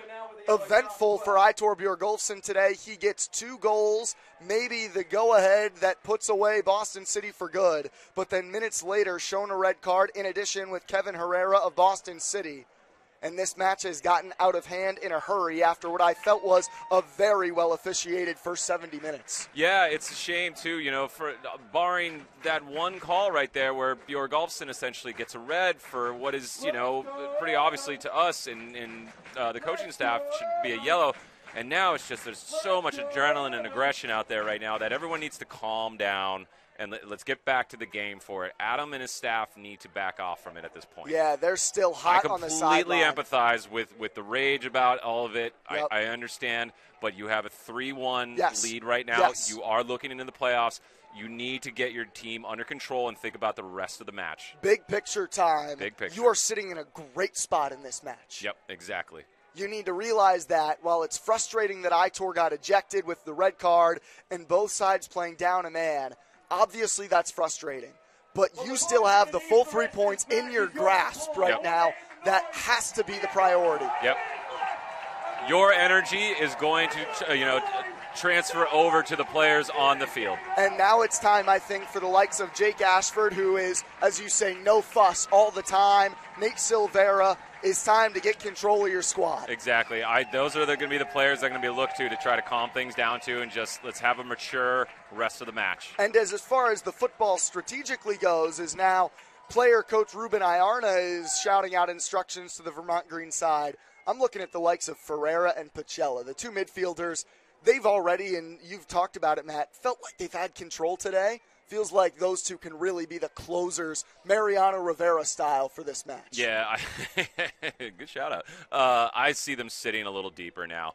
I see them a little bit less adventurous. It's going to be probably, 7-8 minutes of stoppage time. So it's still going to be 20 minutes, left within this match. So I'm going to see them start to really be, somewhere within like 15 feet at most of like the center backs or the back line from there, and really assisting in defensively positioning the team. This conversation is still occurring on the sideline here as a different Vermont Green staff member is now having a conversation with our official. At this point, the official... The center ref needs to forget about it. He needs to ignore what is happening on the sideline. The ball needs to be put back in play. We've been discussing this for over 5 minutes now. Yeah, no, the center ref is entertaining this too much at this point. He needs to let this go, ignore it. You cannot do anything about, dissent necessarily from the stands, from the staff. You've already sent one person from the staff over. That's it. Get on with the match. And now what is happening? I think he's restarting it back at the spot where the foul was. Will it be a free kick for Vermont Green? It looks like Vermont Green will now have the set piece. Oh, my goodness. What a moment this would be if they capitalized. Yeah, go ahead and just bury it. A sarcastic cheer from the many fans in attendance. Well, it's certainly not a lack of entertainment in this second half. Our PA announcer, Tom, just said, considering I just saw a bloke connect with someone's chin, this seems appropriate. Messer the cross, going up his O'Malley. That would have been something. Well, we're going to have a lot of extra time, and about 3 subs are coming on now. I think maybe just 2 for Vermont Green. I'm seeing Gonzalez. Which we wondered if his speed would be an impact-performing tool. Looks like Alfredo Bozalongo as well could come on and play centrally for either Pacella or Ferreira. He might actually just join in with them and put 3 right there in the middle, like kind of a 3, maybe like 1 CDM and then 2 kind of like more defensive mind, like to the right and to the left for it, and then just really pack it in front of the back line. So what we're seeing now, Matt, it looks like 4 at the back for Vermont Green. Still your 2 with Ferreira and Pacella. Almost like a 4-4-1, it appears, with Adams up top. Yeah, potentially. And it could be just Gonzalez comes in and, with the speed of Gonzalez, he could play essentially lone up top. Boston is going to be pouring it forward, trying to get, 1 or 2 goals, at least the first goal, to try to answer for it. That's going to leave a lot of space, in behind. Already looking at Boston's back line right now, they were just, past the actual halfway line. That's going to be moments for Gonzalez to potentially see like a long ball and get on the end of it. Totally. I think that's exactly what the plan is with Gonzalez entering in a moment. Still on the sidelines for now. Entering the 79th minute. 2 goals for Aitor Bjorgulfsson. Red cards for Herrera and Bjorgulfsson. Goals as well for Mark O'Neill, who hopefully we don't forget about that moment to give Vermont Green the lead in O'Neill's fantastic strike. And an early goal for Jonatas Inacio. No, I'm gonna remember all the good things anyways about this match outside of that, fiasco for 10 minutes. It was a fiasco, to say the least. It's a really good performance from Vermont Green FC, and that doesn't take away from it in any way. O'Malley and Pacella are the ones to exit. They had a good game. Yes. Thoughts on O'Malley playing that right wing position? I liked it actually a little bit more when he was on the right wing. On the left, it was kind of like he's heavily right-footed. Yeah. It was something I've noticed. So his crosses, he did have that one brilliant one for it, but the players Boston started to figure it out. They were like, I know that he wants to go on his right. He doesn't have a strong left for this. So they could kind of like shuffle to defend it. Boston City puts it in the mixer. Going up for it was Fernandez, but he couldn't get anything on it, so Silvera tracks it down. Gonsalves coming in. He's along this near right side at the moment, while Bozalongo will partner with Ferreira at the holding midfielder defensive positions. Ventura. That pass, bit lazy from O'Neal, tracking back Ferreira. This game's been hot, this Messer. game's been spicy, and I know you're all sweating in the stands, but we are coming up to the last 10 minutes of this must-win game. I'm going to need to hear you. Ferreira towards Gonsalves. Fernandez drops it back for Semfelice.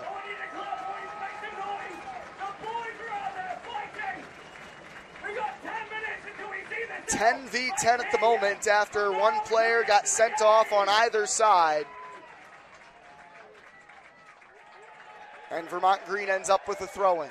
A lot of frustration, a lot of, chit-chat between the Boston City players. They're frustrated with each other, and as the clock starts to wind down and things aren't connecting, it's only going to get worse.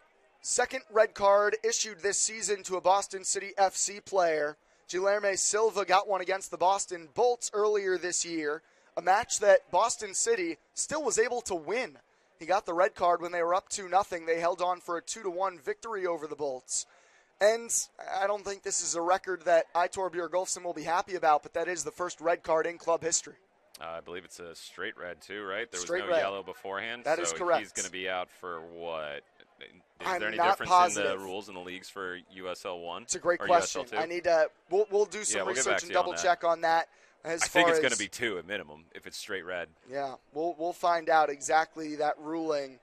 Hopefully, for Aitor's sake, it is not a major penalty. I'm wondering, can you contest it? That's a good question you can do as it well. at, Oh, here's a chance for Fernandez. Drags it to his left, but cranks it wide. To the left-hand side of It's pretty impressive he was able to carve that chance out too, though. Indeed. No luck in this second half. Chopping it back and forth before putting it wide of Silvera's post. Yeah, looking at this, takes one bounce on the hop, And then one on again. the right. Yeah, it sits up just a little too high for him to kind of get low on it. That certainly would have been something had he That would beaten Silvera. have changed the game a lot. Then everything gets really crazy. If it starts to get to, if it goes to 3-2. How about Gonsalves? Long from the other substitution, Bozalongo. Matty Gonsalves, the Cornell man, but a strong tackle to take it away from him. And Boston City playing with 10 men, as are the Green. You can feel a bit more open space in transition moments. Fernandez lost his footing around Ventura. Messer's turn to churn it forward. On the left-hand side. It's going to be a bit of a counter-attack. Messer ends up going wide for Adams. Plays it back to Nathan Messer. Still Nathan Messer dancing on the end line. His cross towards Gonsalves. Messer put his hands skyward as if to say, you weren't right there? Yeah, right. Ooh, another big hit. This time Gonsalves went airborne and crashed into Luis Sartor. Certainly a foul on Gonsalves.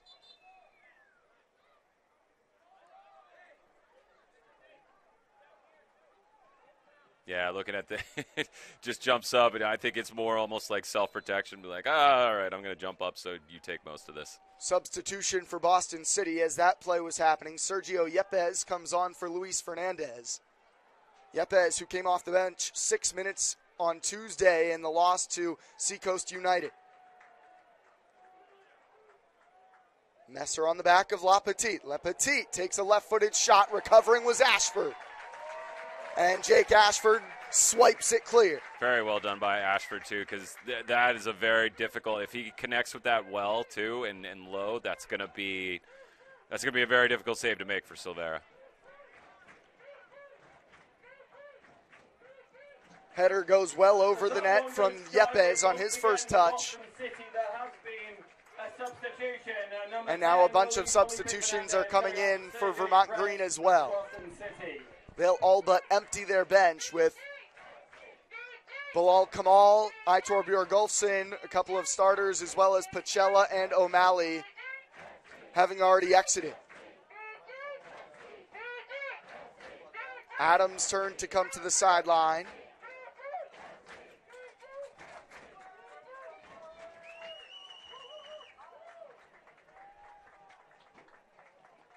Waiting on those official numbers. I believe that's Jack Cloherty who comes on for Adams. That's correct. So he'll join Bozolongo in the midfield. Sam McCann making his Vermont Green debut up top. McCann, a Quinnipiac man. This is McCann on the ball. Sam McCann. He's got Garrett Lilly wide right. That pass just behind Lilly. You could see the idea. Ferreira, Adams off, as well as Miguel Ventura.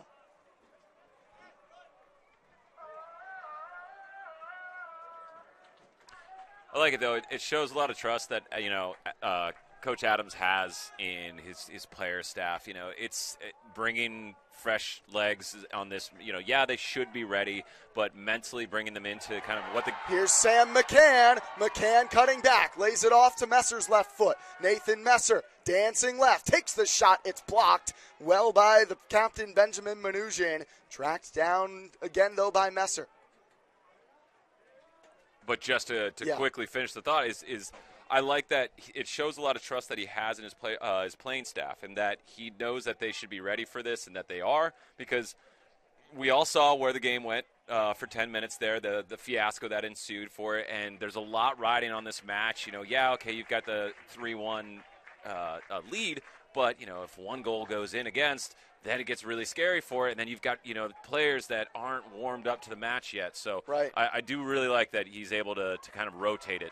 Gonsalves squeaks it away. Still Matthew Gonsalves. Gonsalves still jockeying. Cloherty came in and got a touch.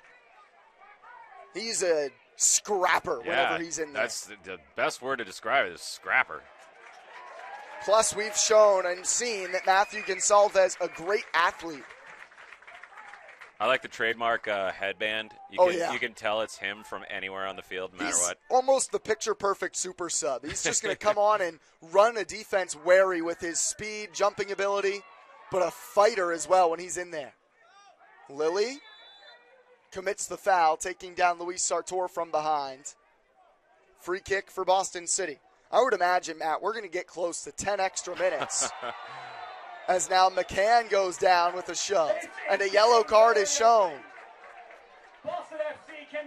San Felice commits the foul.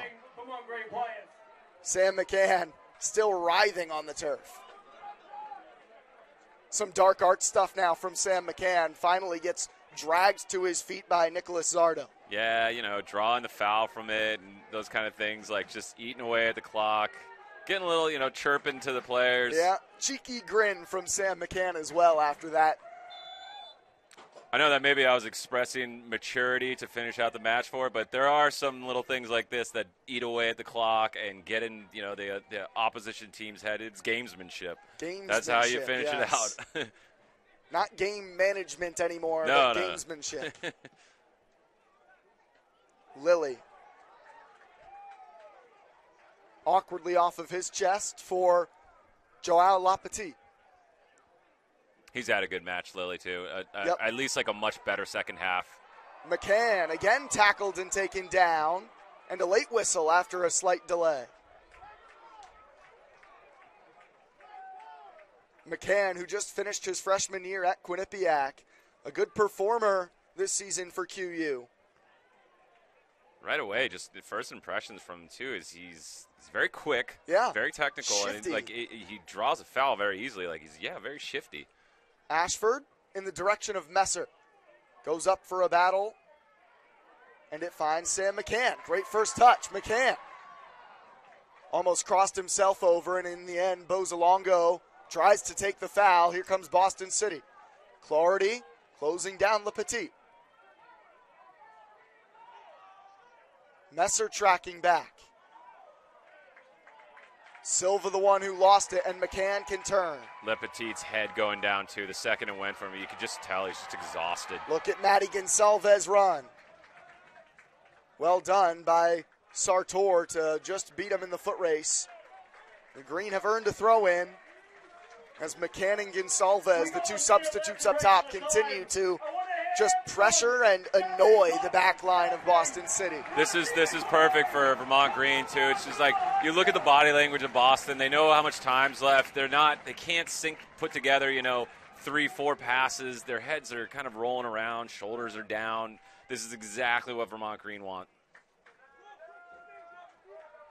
João Cardoso off the bench for Le Petit in the middle. He and Messer tangling. Messer, what a tackle. Stays with Boston City. Oh. What? Foul called on the Messer tackle. Are you kidding me? Man. I'm speechless. I thought that was exactly what perfect. you wanted. That's literally open up the dictionary, slide tackle. Here it is. Oof. Soccer dictionary. Here is what a slide tackle looks like. I mean, that's a lot of ball, to say the least. Look where the Vermont Green wall is being set up here. Clardy and Bozolongo standing about 4 feet in front of the ball. Now they'll back it out. Take a look at Messer, who he's marking with a lot of jockeying going on over there. There's not a lot of good blood between these teams right now. No. A drive from Le Petit right into Jack Clardy. The wall does its job for now. And the shot from Silva well high and wide. Clardy still feeling the effects. That knocked the wind out of him.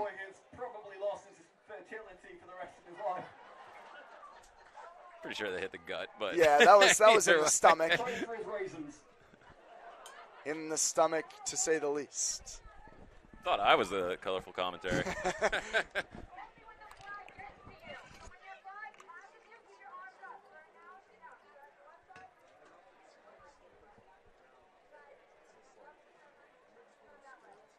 I don't know if the ref's going to be adding more time for this as well. I mean, this is a lot of time adding for it. This is going to go to 102. Yeah, this is going to be a lengthy bit of stoppage time. The job not yet done for Vermont Green, despite the clock reading 90. It gives a thumbs up.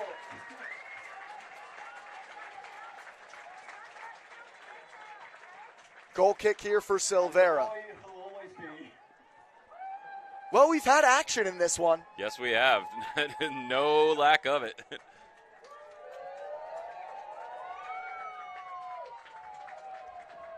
Gonsalves walking the sideline. How about that? Matthew Gonsalves frees up Sam McCann. Vermont Green looking for a fourth. Back for Gonsalves. On his left. Gonsalves. Oh, Zardo, what a save. Fingertip stuff from Zardo. Gonsalves robbed. I think these stands would have broken. Yeah. Matthew Gonsalves has scored 3 times over the last 3 games. He was looking for number 4 on the year. Corner kick for the Green. How about that save, though, from Zardo? Yeah, that's an outstanding save. Just barely couldn't keep it from crossing the end line, but he is able to manage a corner. Bozolongo and Messer, the two standing over the ball at the corner flag. They'll play it short. Messer back to the flag, defending. And a goal kick. Messer still in debate about it. And that's kind of what you were saying earlier, Matt. Would love to see the side official there just make a definitive call instead of deferring to the central referee. Yeah, if you're literally the referee, right in front of the ball, you're the one that makes the decision. It's not the center ref. No need for a delay there on that call, really. It's you make the call, decide, instead of just waiting around for the decision from your counterpart. You're there to assist the center ref in making the best decision, too, when he's not the closest or she's not the closest, and that's your job. Bozolongo, and now Gonsalves can open his stride. This is trouble. Headband bouncing in the breeze. Gonsalves tried to go African dribble around the man, Sam Felice. Not that time, well defended. Still lots of stoppage time left, we expect. Before we end the game, and we are going to win this one, I want to oh say boy. a big thank you say that. to our unsung heroes, the Goodness. ball boys and the ball girls and the boy.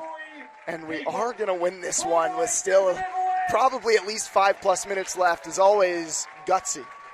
Yeah, you don't pop champagne before the final whistle. Never. Out for a Boston City throw. And they have looked at times like they could put some pressure on Silvera. Bozolongo's there, and now Gonsalves. He and McCann 3v1. could be a 3v1 with Messer as well. This is Sam McCann. Messer streaking forward. It's Nathan Messer all alone. Messer, save made by Zardo. Yeah, it was just that touch got him set. Nicholas Zardo keeping the deficit at 3 apiece. Or 3-1, keeping the deficit at a pair.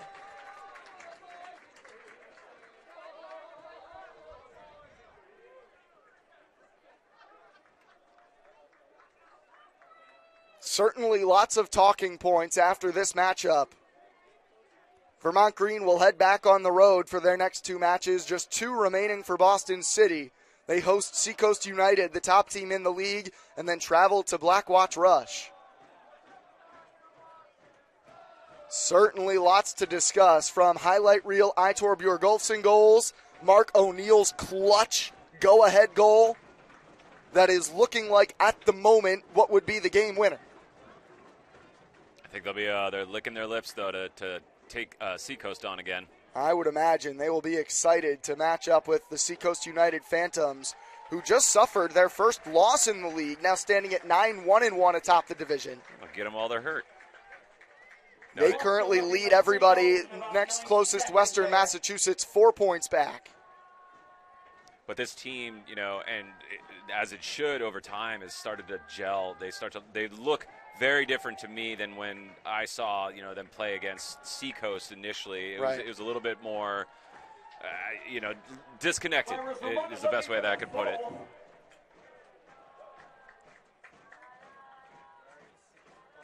McCann.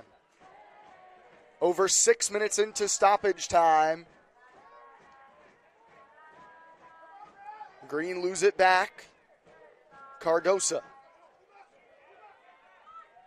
And Nathan Messer. How about Messer off the bench? In his first game, not in the starting lineup. I think he's proven his value coming in the second half. Oh, I'm pretty sure Coach Adam, if he could, play him pretty much all minutes, but he's got to manage these players. It's like you can't just run them into the ground. That cross into the middle in the direction of Silva over his head. Le Petit brings it down, and there's Messer shielding off, allowing Bozolongo. Down behind the play, Sam McCann, who's holding his face. That happened minutes ago. No, not the final whistle, folks. No. What happened? I didn't see what happened. I didn't see it either. Sam McCann is down behind the play. This game is not over. The fans erupted to their feet. Let's see if we can get a replay of maybe what happened to Sam McCann. I don't believe he blew the final whistle, did he? No. His hand gestures was to stop the match for a potential emergency or something going on. I have the script and everything. And now Owen O'Malley is rushing over looking for something along the near side. McCann is down. He's holding a rag, too. I'm thoroughly confused. Not sure what happened here. Down in the Boston FC half. Not the end of the game quite yet. I'm wondering if it's heat exhaustion. It's possible. You don't want to guess anything here at this moment. He's moving around. It's like holding his stomach. Yeah, we don't want to. Like he almost got hit or something. Yeah. Don't want to speculate. We didn't see the play happen at all. Vermont Green FC up 3-1, and just our thoughts with Sam McCann right now. Not sure what happened in that moment. All of a sudden, I looked up as Bozolongo was carrying the ball. He was down, and the entire Vermont Green bench was signaling to the referee, adamant to get their trainer out on the pitch. It is a hot, warm day for certain. With players struggling with cramps all afternoon, we've seen other injuries through contact. It has been a physical, hard-fought game. Yeah, it's going to be, all recovery probably for the next 48 hours, too. Lots of hydration. That's really what it's going to kind of come down to when these matches are back-to-back. You don't have a ton of time between them. That's what it's going to be. It's going to be with your actual trainers trying, address any, little muscle fatigue or whatever it is, joint pains, all those kind of things. So this is where you get, you really get your fitness going. And there's the final whistle. Final 3-1, Vermont Green FC beating Boston City FC. Not the scene we were hoping for as the final whistle was blown. The boys unable to celebrate quite yet, but Matt, as we look at the final score, as they continue to work on Sam McCann, overall reactions to this game at the moment before really hoping to stick around here. Hopefully Sam is okay. I was really impressed. I remember when I had first walked up and I had seen, watched Boston FC essentially warming up. And of course, I noticed their size and I noticed that they had technique. I noticed the last names. I was like, oh my God, these guys are going to be huge, fast, and they can ball. And what I actually saw, what ensued for the match was they let off a lot, and they gave a lot of space to the midfield and to our attacking midfield, and really there started to, this shape would start to take into the match where Boston were sitting deep, and there was this almost like this pendulum, this upside-down umbrella right in front of their 18 where we were trying to work it, and you saw one goal that, was worked off the corner, and quick, essentially here looking at a replay too, and great follow-up from Bjorgolfsson. But going back to kind of how it played out is Vermont Green FC did a really great job of just really stagnating everything in the middle and actually dominating the middle of the field, and Boston were forced to go wide to their wide players and, some hurried crosses into there. So key takeaways, I'm impressed by actually like the maturity of the match. Like I understand that there was lots of to talk about, for what happened with the 2 red cards, but I don't really want to highlight that as much as maybe some would. I actually really want to highlight that, it got to 1-1, and instead of Vermont Green FC trying to just maybe scratch out a 2-1, they really took it to Boston in the second half, and they went after it, and they were rewarded with 2 more goals, and they're going to walk away with 3 points, exactly what they needed to do. 3 points is what the goal was entering today. Aitor Bjorgolfsson with a pair, Mark O'Neill with what eventually was the game-winning goal. That's going to wrap up our broadcast as it's a 3-1 final score. Vermont Green comes out on top, gets a much-needed full 3 points over Boston City. For Matt Montel, I'm Brian McLaughlin and our entire production crew. Thanks so much for tuning in, everybody. We'll talk to you next time with more Vermont Green football.